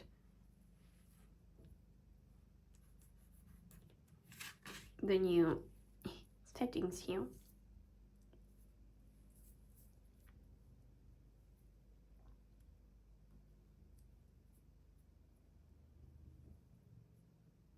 So we have moving moon. Nothing is set in stone. Yeah, the future is not set in stone. In some cases it is. In some cases it is not. Meaning that... Let me just move this a little bit.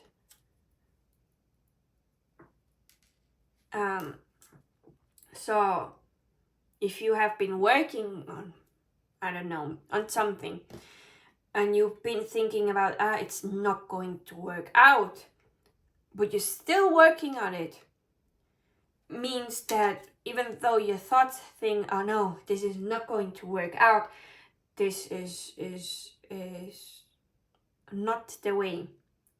Know that nothing is set in stone. You still can, if you work hard enough, make it.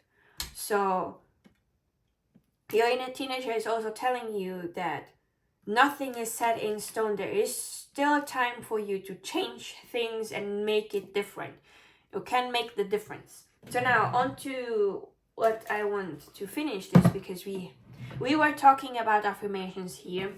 I have, I believe, never used this deck on this channel before. It is my daily affirmation circle. It is cards, affirmation cards. Positive ones, of course. And I thought, hey, I have been talking about affirmations. Let's get you some affirmations from this deck. By the way, this has 100 cards. You see my hand, how they are not able to grasp everything. I have small hands, so the cards may fly around. So let's see. Please, what affirmations would be helpful for pile number 2 right now, please, spirit guides? Which affirmations would be helpful for pile number 2? Okay, that's enough. We have a lot. So at the back of this deck, we have the affirmation, I am open to new friendships. Well, it makes... What was it, the card? Yeah, right. The back of the deck. Take a chance on them. It reminds me of this. I'm open to new friendships. But here. No. Then we have affirmations. I embrace who I truly am. I know when to walk away. Yeah, listen to your inner guidance. It knows the best of things. Then we have, I have all the skills I need to succeed. Well, it fits perfectly with the Eight of Pentacles. Naomi. Then we have, I am a capable leader. I am compassionate and kind. Be compassionate and kind to yourself and those around you. I am a magnet for success. I choose to love myself unconditionally. I am accepting of my flaws. I practice gratitude each day. I permit myself to express how I feel. I'm empathetic and understanding. And last but not least, you have, I take action and make things happen. So pile number 2, this is everything that I have for you. I hope that this was of help. I hope that you liked it. Thank you for sticking with me till the end. I wish you all the best. I'll be cheering you on, and I'll be seeing you in my next video. Bye! Hi, pile number 3, you chose the Dark Heart Tarot, the Zebra Jasper, the number 3, the tone that you heard, and this is going to be your reading about what your inner teenager has to say to you. So let's get into shuffling. I by the way, I love this deck's edges. It's so shiny.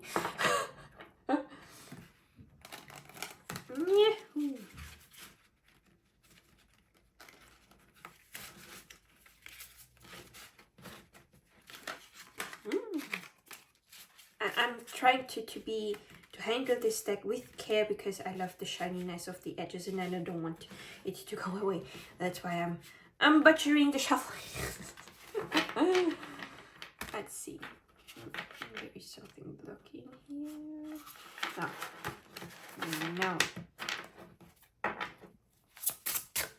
And I love the sound of this deck shuffling too, as well as its counterpart, the Gentle Heart Tarot.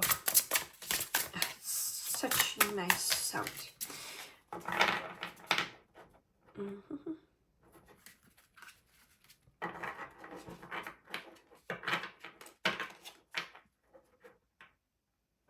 I have clearly watched too many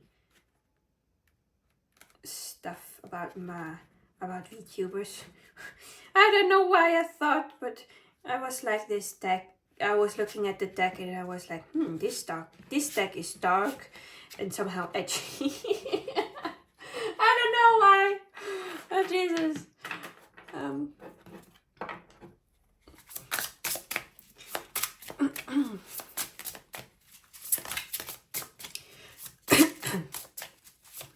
If I'm coughing, I'm recovering from my cold. I'm better now. I'm so much better. It just appears sometimes out of nowhere. Some little things still from the cold that I had last week. That's why that's why pile number 1 was filmed last week when I was still good and healthy. Then I got the cold on the day I wanted to continue the rest, but I couldn't. So I had to postpone it for this week. Yay. So let's get finally started. Please Spirit guide, what does the inner teenager of pile number 3 has to say? What does the inner teenager of pile number 3 has to say? What message does the inner teenager of pile number 3 have for them? So which one first? Magician first. Eight of Wands, crystals second. What does the inner teenager of pile number? Okay. Where? Here, okay, dokie.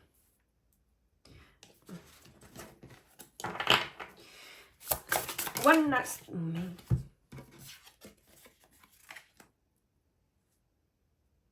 I have to say, this is important. This is an important message for you, pile number 3, because your inner teenager is on a roll. We have here 3 major arcana. It's the majority of this spread. It would be funny if we had here another one. No, we don't. We have here the Queen of Cups. I'll talk about the Queen of Cups if I feel like it. If it is somehow relating into the reading. If not, you saw it. So your inner teenager has something to say. And the main message of it is the world in reverse. So it is quite important. So let's see in this, because I have this deck I got recently, last year, but I haven't used it as much. Because it does have a particular energy to it. So I haven't used it much. So every deck, more if it is not Rider-Waite-Smith based, has its own way of looking at the cards. So let's see the reverse meaning of the word in this particularly deck is reversed indecisiveness, fear, self-limiting beliefs, and pessimism. So your inner teenager is trying to tell you about your fears, your indecisiveness, your self-limiting beliefs, and I see also your lack of self-confidence with the Queen of Crystals here in reverse right beside it, because the Queen of Crystals is the Queen of Wands, and the Queen of Wands is someone that is really, really confident in herself. She carries herself with confidence and grace. And it is in reverse, and we have here the indecisiveness, fear, and stuff like this. I think there is also something that she knows about, because we have here 4 cards that are in reverse, and I'm remembering what my friend told me about her, how she looks at tarot in a cartomancy style way of, and as well as hereditary, that when every card is in reverse, it is a message that the seeker, the clairaudient, you in this case, know about. So even if the moon here is upright, I think that you know about this stuff. That you are fearing making a decision, or you have the self-limiting belief that you can't do something because you're not good enough. It somehow ties a little bit to pile number 2. 2's end of the reading. So maybe you were also drawn to pile 2, or you came from pile 2 and you are here now as well. So hi. We are going to the bottom of this. So that's the main thing that your inner teenager wants to say. So let's see what other details we have here. With the Magician in reverse, we have insecurities, manipulation, selfishness, anxiety, and self-doubt. So yeah, pile number 3, there is your inner teenager is really wanting for you to work on your self-confidence, not doubt yourself anymore than you already have, to not be insecure of making a decision. I don't think that it's talking about selfishness or manipulation. In here you are clearly anxious about the future and fearing the future because you think that you are not enough, that you don't have the skills for the things, and your inner teenager is trying to tell you that that is not true, that you can work on those things, that you can also work on getting more confidence with yourself in a lot of different ways. So let's see, the Eight of Wands in this deck, it is called the Eight of Crystals. The Eight of Crystals in reverse, it has here in the guidebook, try not to have too many specific expectations about the outcome of a relationship or project. The more rigid you are about your expectations, the more likely you will be disappointed if things don't go exactly as you'd hoped. The more you open yourself up to being grateful for any outcome, the less stressed you are. Accept everything and reject nothing. You never know whether an unexpected event may change everything for the better. So yeah, your inner teenager is also saying that maybe because you fear certain things, you want certain things to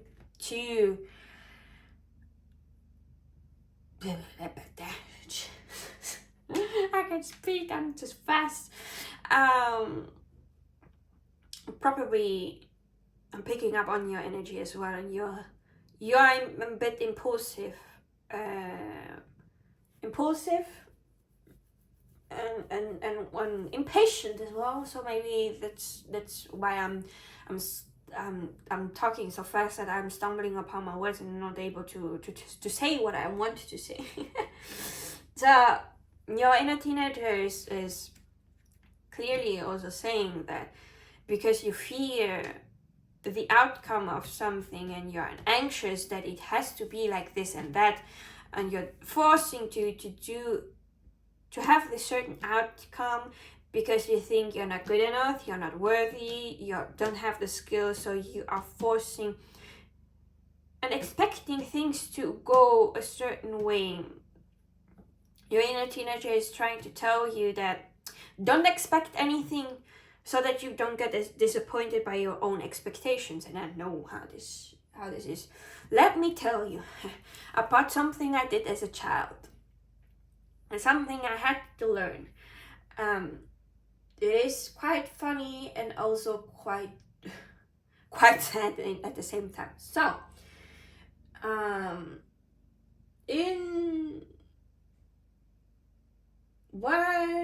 when I was 10, I think 10 or 11,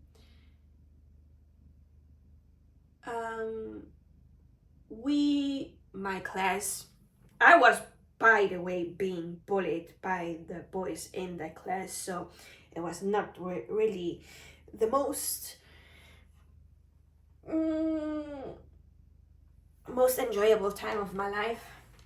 But we went on a class trip for a week. We went on Monday and we would come back on Friday. That is something that happens around that age, that you go on a class trip and do something and learn something. We had the theme of juggling and sports in different ways. So we had to juggle with balls or with rings or with a type of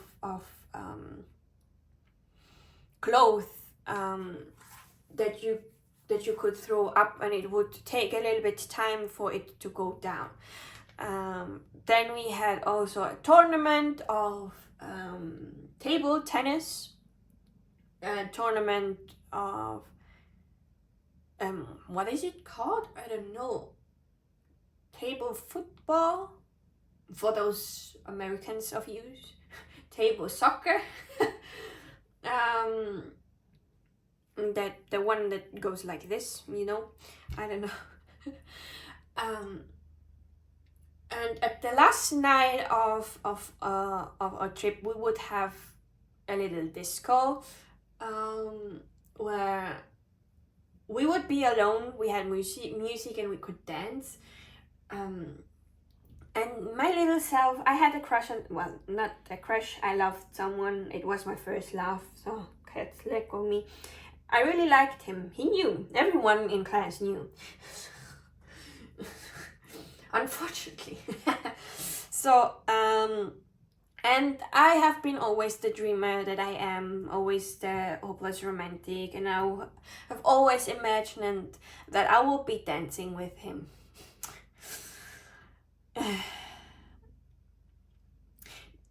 Now you know maybe the outcome of this thing. He did not dance with me.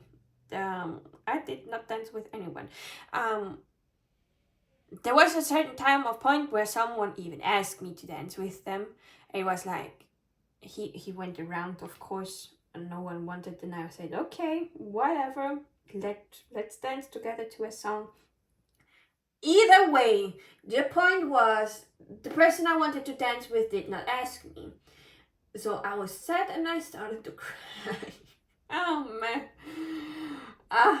Embarrassing and cringe, I know. But either way, I was having expectations, and the expectations were my daydreams that did not come true. So I was disappointed and sad that it did not come true. So I had to learn it the hard way, that not everything that we imagine things to be is going to be like we want it to be, the hard way or another. But my other classmates, the girls, they saw me, they knew it, and they went to talk to him and ask him if he could not dance with me just one time. He did. And I was dancing to Miley Cyrus song. I don't even remember the song. He said that he wanted to dance with someone else because he had a crush on someone else. And this person was already dancing.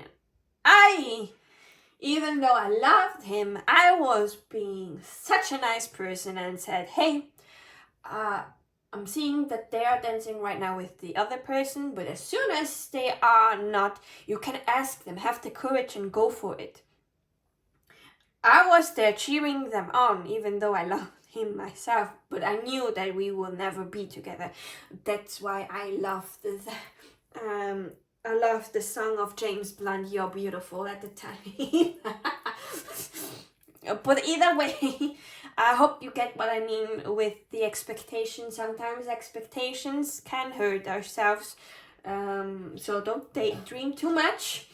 Don't fall into delusions. Because falling down is hard and sad. And yeah, you will learn it the hard way as well as myself, and it's going to be cringe. Like I'm cringing myself. I've been cringing while I was telling you this story, so let's move on, please. But I hope you got the message. Now, the Queen of Crystals in this deck in reverse is, when the Queen of Crystals enters a reading in reverse, it is time to loosen your grip a little. The controlling. Try not to do too many things at once or put unrealistic expectations on yourself. There. Exactly what the Eight of Crystals has been telling you. Being in control can help but put your mind at ease, but if you are frequently feeling stressed or anxious, you need to ask yourself if you are indeed in control or just believe you are. Well, isn't struggling to remain in control an indication that you probably never had a grip on the situation from the start? Well, this card often implies that exhaustion is near and you require some energy work to help rebalance the body's chakra. Well, I was not expecting for the deck to be so harsh, but apparently your inner teenager is a little bit fed up with you. Maybe they have been trying to tell you this for quite some time and you have been ignoring it. So now they are putting on all and everything in one punch. But yeah, there is probably an imbalance. because I've been feeling a little bit out of sorts here as well, and impatient, and wanting to be fast, and stuff like this. So if you want to balance your chakras, and you like me, I do have a playlist about healing chakras. The first video is Reiki for all 7 chakras. I start with your crown chakra, and I go down to your root chakra, because I'm also grounding your energy while I'm going up from up there down, because that is something that I need, because I was up on my higher chakras, and as you see that I am a daydreamer, and I find comfort in my delusions. Meaning I am not grounded in the here and now. So that's why when I do Reiki on myself, I do Reiki I start from my crown chakra and go down to my root chakra, so that I can ground myself. But of course you can also, if you don't want to work with me or with the video, you can choose someone else that does Reiki, get a private session, distance session, whatever floats your boat. Or you can also start working on every chakra, balancing each chakra out with my videos, because I have also 5 minutes, because I know people sometimes don't have all the time in the world. So I made 5 minutes Reiki. I started with the root chakra after I had the 7 chakras done in one thing. It more or less 35 minutes of chakra healing, all the 7 chakras, and then I started doing each chakra, starting with the root, going up to sacral, solar plexus and heart, throat, third eye, and crown chakra. But when they come, I haven't done them yet. But you can start with the lower chakras to ground yourself a little bit more, to be a little bit more present in reality, because I think you may be one of my kind that we lose ourselves in our fantasy, and in our delusions we have then the expectations and get disappointed that it does not happen like we want it to happen. So welcome into the club. Let me get a sip of water. But yeah, your inner teenager is really trying to say to you that you are trying to have control over things that you may not have control over. Don't have expectations that you will get disappointed, and because of that you may feel anxious and fear, as well as because of your own self-doubt and self-limiting beliefs. It could be, and that is leaving you in this unbalanced state. Maybe you are trying to do too many things at once, and this is also not good for you, and it's making you anxious too and fearful of things. So your inner teenager is telling you to calm down, to take it easy. I'm remembering that there was a time where cars would have this sticker on them at the back, slow down, take it easy. I'm getting this feeling as well from your reading. Slow down, take it easy. Take one thing at a time. Because you are doing your disservice and you are being anxious and fearful. There is an unbalance in your root chakra.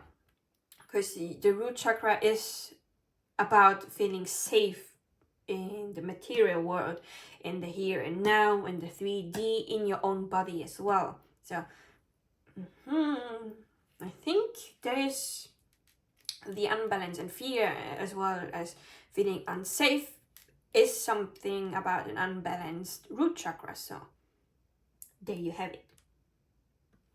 Maybe work on that one first. So we have the moon. The moon says here, mysteriously magical. The moon shines a light on what otherwise would have remained in the darkness. When this luminescent symbol appears in a reading, understand that you are being urged to pay more attention to your inner self.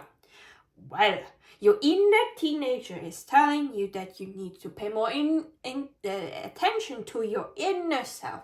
Means your inner child, your inner teenager, your own inner mother, or inner parent, whatever floats your boat. Every gender or sex, whatever, is welcome here.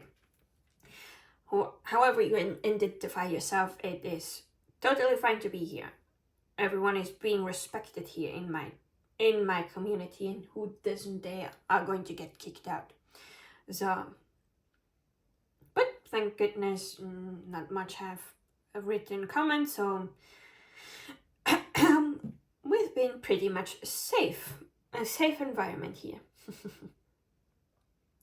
Trust your instincts and your intuition when making decisions. We did have the indecisiveness here with the world, so your inner teenager is really trying to tell you that you need to trust yourself in your decisions, because you will not make a wrong decision. Believe me. I'm going to show you why. Let's move on first with the meanings, and then I'm going to show you why. Remember, the moon affects all of life on Earth. High tides and low tides are caused by the moon's gravitational pull. The lunar cycle affects the reproduction of humans and animals. Its light and energy help you get closer to your innermost self, allowing you to perceive reality more clearly. This is especially helpful as the moon is also a card that appears when you are being warned by your guides about deceitful and dishonest situations. Do not ignore your intuition or begin to reason with your feelings. The moon indicates psychic abilities being evolved, suggesting that now is a great time to practice trusting your sixth sense by giving it attention and listening to your lunar self. Reconnecting with the feminine and your divine goddess energy is possible when the moon is involved. Pay close attention to your needs and feed your dreams at this enchanting time. Upright meanings: intuition, divine feminine, subconscious, instinct, clairaudience, emotions. By the way, we had here pay close attention to your needs and feed your dreams, but don't feed your disillusions, so that you don't get disappointed by the expectations that you have. So now, about the decision making that I wanted to show her. By the way, 11/11, it is even the 11th of March. Because I was picking my iPad so that I could show you something. Hold on.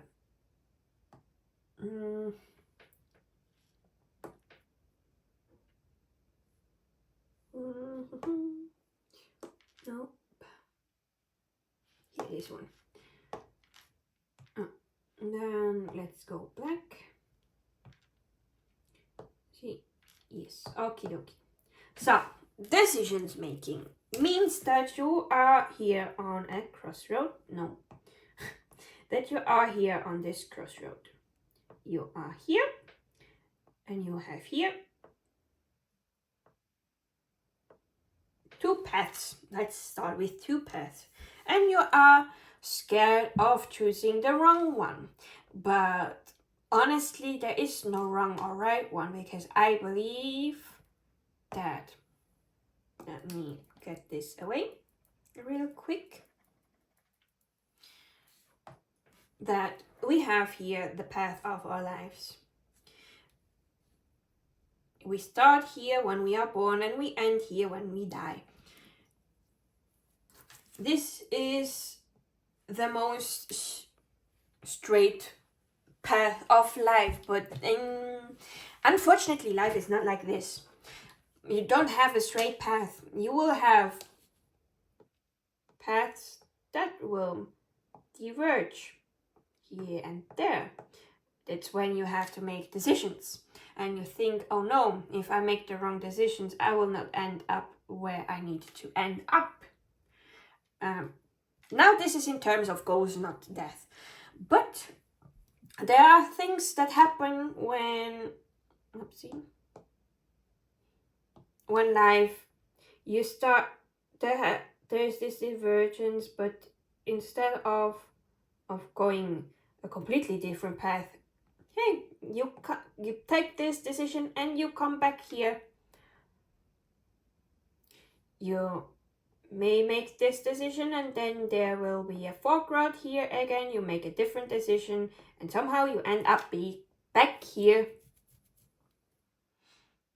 You make this decision, you have there again fork road, you end there, you go there, come back here. Because the main part of your life here is that is something that everyone says a lot, but it's not the end goal. It's not, oopsie. You see, I don't paint a lot. It's not the end goal here that you want to, that is the meaning of life, to reach that goal here at the end.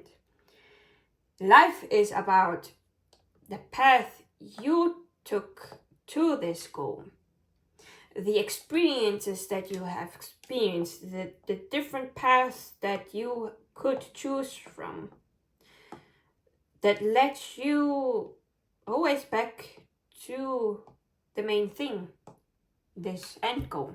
So whatever path you take, the end goal of your life is the experiences you gained through that path. I hope it made sense. I'm not good at drawing and stuff like this, but I did want to illustrate what I was trying to tell you with not only words but also with with a path to show that whatever decision you make, the end goal of this life is not an end goal. It's what you experience, what you have gained from making those decisions, experiencing life, the lessons that you have learned through life, the person that you have evolved into being. Not an end goal, hey, my end goal is being the successful doctor, having those diplomas and stuff like this, and then saving lives. That's not your end goal.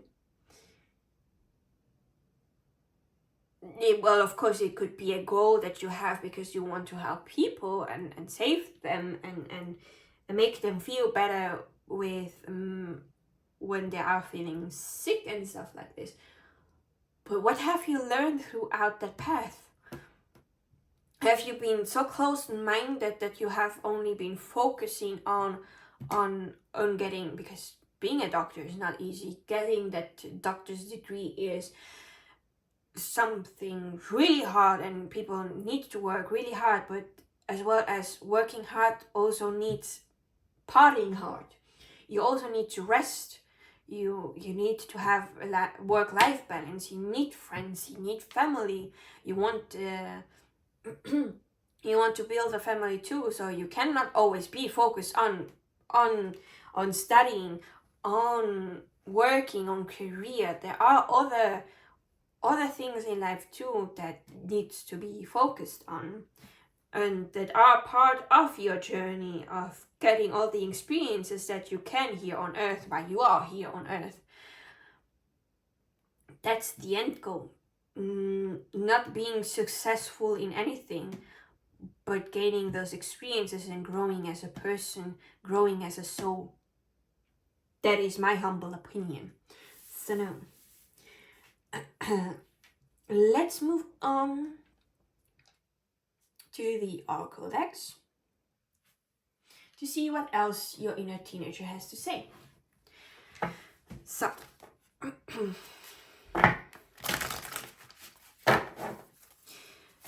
That's what else does the inner teenager of pile number 3 has to say to them. What messages are there from the inner teenager? Oof. That one came. The same card that pile number 2 got. Sorry. Number 5. Change, by the way, is the meaning of the number.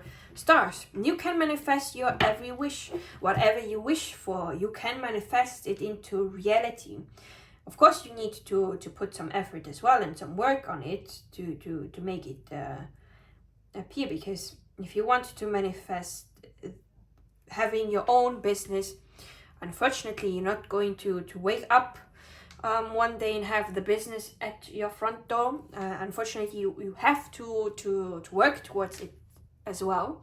But the universe can help you bring in people in to help you out to make the business a dream come true, to have clients and stuff like this come in, so that the thing that you have manifested, having the business, being your own boss, and living from something that you're passionate about, the manifesting will come true. But there is also a need for you to work towards it as well. But know that every wish that you have, you can manifest it. Except if it is something that is not good for your own good, then the universe can, of course, refuse to give the manifestation for your own good and safety. So, but your inner teenager is really telling you, hey, whatever you wish for, you can manifest it. So, what else does the inner teenager of pile number 3 has to say to them? I'm sorry. It's not because of my cold that I'm sneezing, it's because of the allergies, pollen allergies. The spring is coming, and today is a beautiful day. The sun is shining, so it means that the plants are letting the pollens out. And then I have had my windows open for a bit, so yeah, sorry for the sneeze. So again, back to the point. What else does the inner teenager has to say to them? Hello. We have 29, which is an 11. Well, the 11 comes back. Feast. Slow down and celebrate yourself. Slow down, take it easy. Hello. This is a card that I have not gotten myself often, so I'm going to read that one out of the guidebook.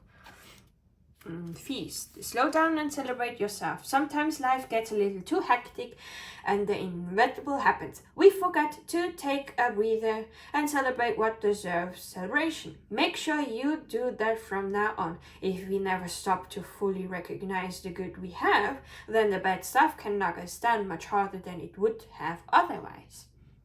So it's time for you to slow down and celebrate every accomplishment that you had. German, don't come out. Celebrate every accomplishment that you had till now. See the good things in life. Take it easy, slow down, look at your environment, what is good, what you're happy with that you have it in your life. So that when something bad happens, you can take comfort in knowing that I still have the good ones here. It's not everything bad. So celebrate yourself and your accomplishments. Is there anything else the inner teenager of pile number 3 wants to say? Any last message from this deck? Nope. At the back of the deck we have wings. You never needed those wings to fly. Number 8. I'm going to read that one out of the guide because I forgot what it means. Oopsie. Wings. You never needed those wings to fly. It seems like you're stuck in a never-ending cycle of self-doubt and self-criticism. Ouch. Well, it came back. I'm sorry, I bumped into things and almost my phone fell.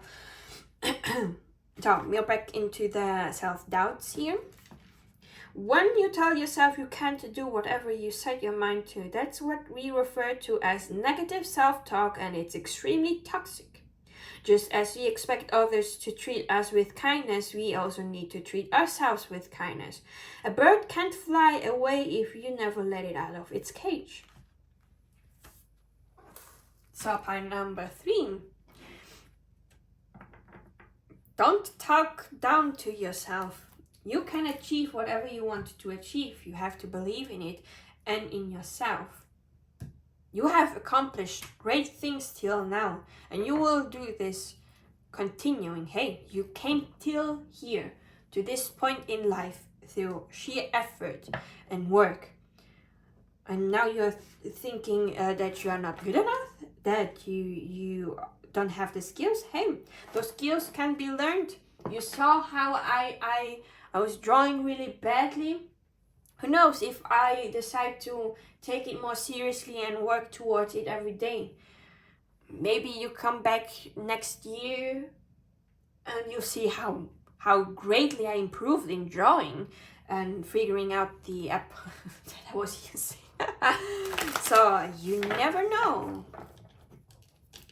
So please, regards, what else does the inner teenager of pie number 3 has to say? Any last messages from the inner teenager of pie number 3? Is there anything else the inner teenager of pie number 3 has to say?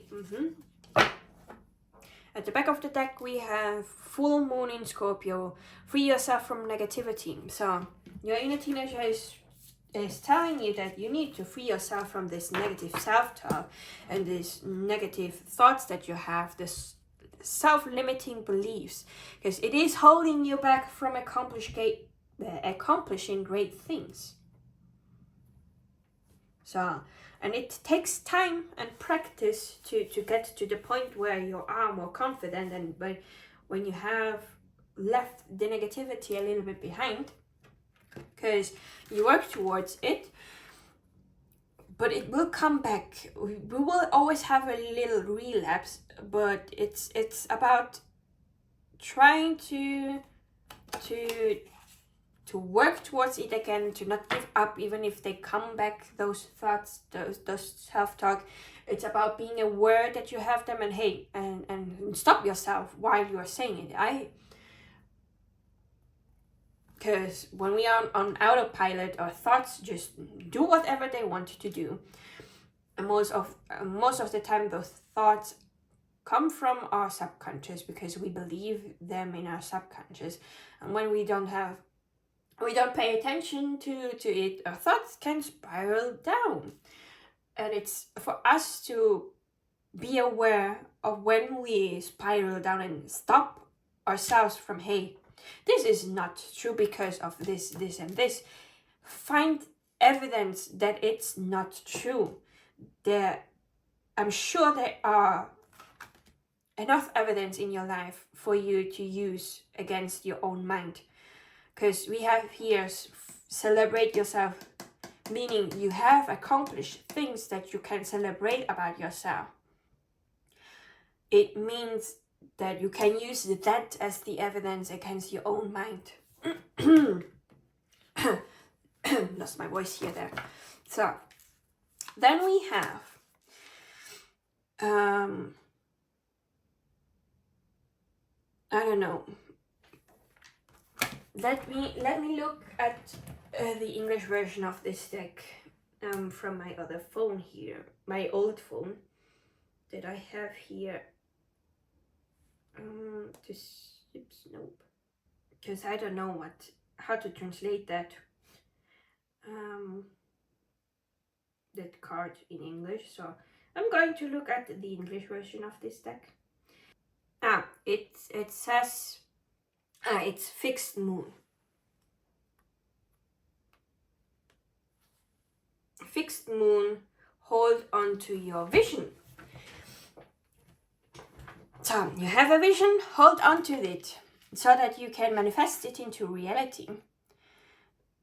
You have a vision of how you want your life to be, hold on to it, work slowly towards it to make that vision a reality.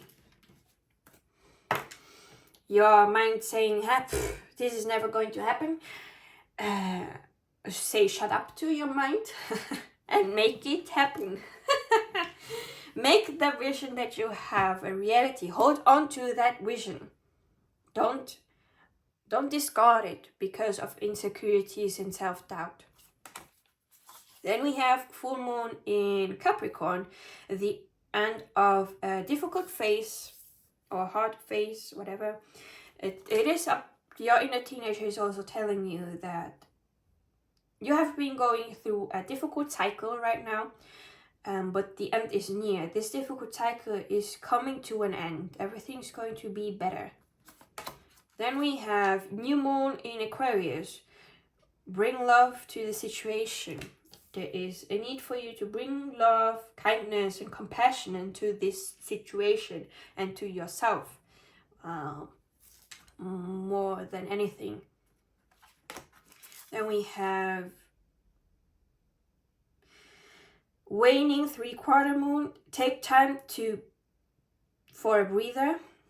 Again, you have the message of you need to slow down, take a breather, to not go at things full force. Currently, you need to take a breather, to take things slow, to give yourself love to the situation, being compassionate to yourself, giving yourself the self-care right now, giving you the good things. Last but not least, we have waning half moon. Adjustments are required. There are adjustments that needs to be done so that things can work out. They may have not worked out because you have been trying to control it to work out in a certain way, but it will not. You need to loosen your grip. You need to let it flow a little bit, to make some adjustments on it so that it can work out. It will work out differently than you have expected. That's life. But you need to make some adjustments. And I wanted to end this reading normally with here, but I am, because I have said something in your reading that came from this deck here, Affirmators, and I'm still seeing it in my mind's eye. So I'm going to take some affirmations from this deck. It is a fun deck. It has a certain type of humor, so to make it things a little bit more lighthearted. Of course, you can take those affirmations seriously and work with them if you want. But let's end this reading a little bit on a lighter note. So, please, Spirit Guides, which affirmations will be the most helpful for pile number 3 right now in this case? What do pile number 3 needs to hear? Okie dokie, we have enough.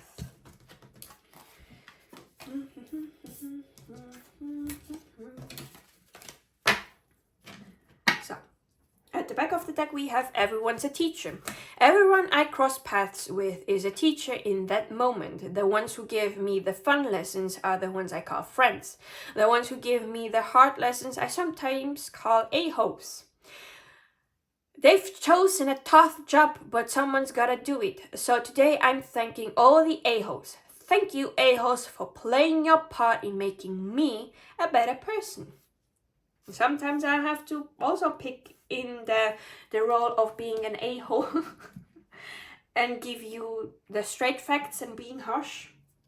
Because it's what sometimes you needed to learn your lessons, to grow as a person, to be a better you. But it comes from a place of love in my case. Then we have trust. I trust that everything will be okay in the end. Partly because I simply know it in my gut, but also because it's way more fun to live with trust and confidence than to be a defensive winner. So pile number 3, do you want to be a defensive winner? Inspiration, I heard the nose. I've heard the nose. I'm sorry. Oh, that was fun. Then we have inspiration. There is a voice of inspiration within me. Right now it's only a whisper, but the more I listen, the louder it will get. Soon it will be a flawless speech voiced by James Earl Jones through a megaphone with lots of applause. That was nice. I heard the nose from your inner teenager. Okay, and then we have connection. I'm connected to the multitudes and I can access their support at any time. Even a stranger offers a sense of comfort when they smile at me or make a dumb comment about the weather. Everyone is waiting to connect. All I need to do is open myself up and pay attention. Note to self, work on witty banter about weather-related stuff. Peacefulness. I have a peaceful, tranquil, and untroubled heart. This is where I chose to spend my time. I can bring guests, but any person, thought, or event that brings drama or chaos is not invited. My heart is a special property and I'm going to keep it that way so we can all keep enjoying it and I can get my security deposit back. I'm still hearing the nose at my right side. I don't know why. Oops, that's my earring. Maybe there is something that you need to say no to. Maybe that's why I'm hearing the nose from your inner teenager. I'm not sure. Trust yourself in your inner guidance. In that one pile number 3. Then we have magic. I believe in magic. I see evidence of it all the time. And though the tricks can probably be explained away by something sensible and ordinary, I'd rather not ruin the fun. Other people can fill their days with mere coincidence. I fill mine with holy crap, that's unbelievable. Get centered. When it gets to be too much, whatever it is, I close my eyes and return to my center. In my center, I have the wisdom and tranquility of a here you insert your favorite animal, holding a here you insert a magical item, floating through space, or a here you insert a piece of furniture, so that you can make this affirmation a little bit more personalized. Then we have perseverance. It seems you're on a massive journey right now, and this card has arrived to remind you that you will reach the other side. The mountain you're climbing is huge and formidable, but so is your ability to climb it. You don't need to enjoy it. You just need to tackle it. Complain if it makes the job easier. Blow off steam. You think mountain climbers get to the top of Everest on inspirational quotes? No way! They're grunting and crying and cursing like freaking pirates. That just doesn't sell a lot of posters. I love this card. Last but not least, you have confidence. In this moment, I take a step back and look at myself with the pride of a good mother. I see the abundance of abilities and talents that show up all the time in big and little ways. If I could stick myself on a refrigerator, I would. I would invite all the neighbors over and say, look at that. Can you believe what an A+ that is? So, pile number 3, this is everything that I have for you. I hope that this could help you a little bit. I hope that you liked it. I am cheering you on.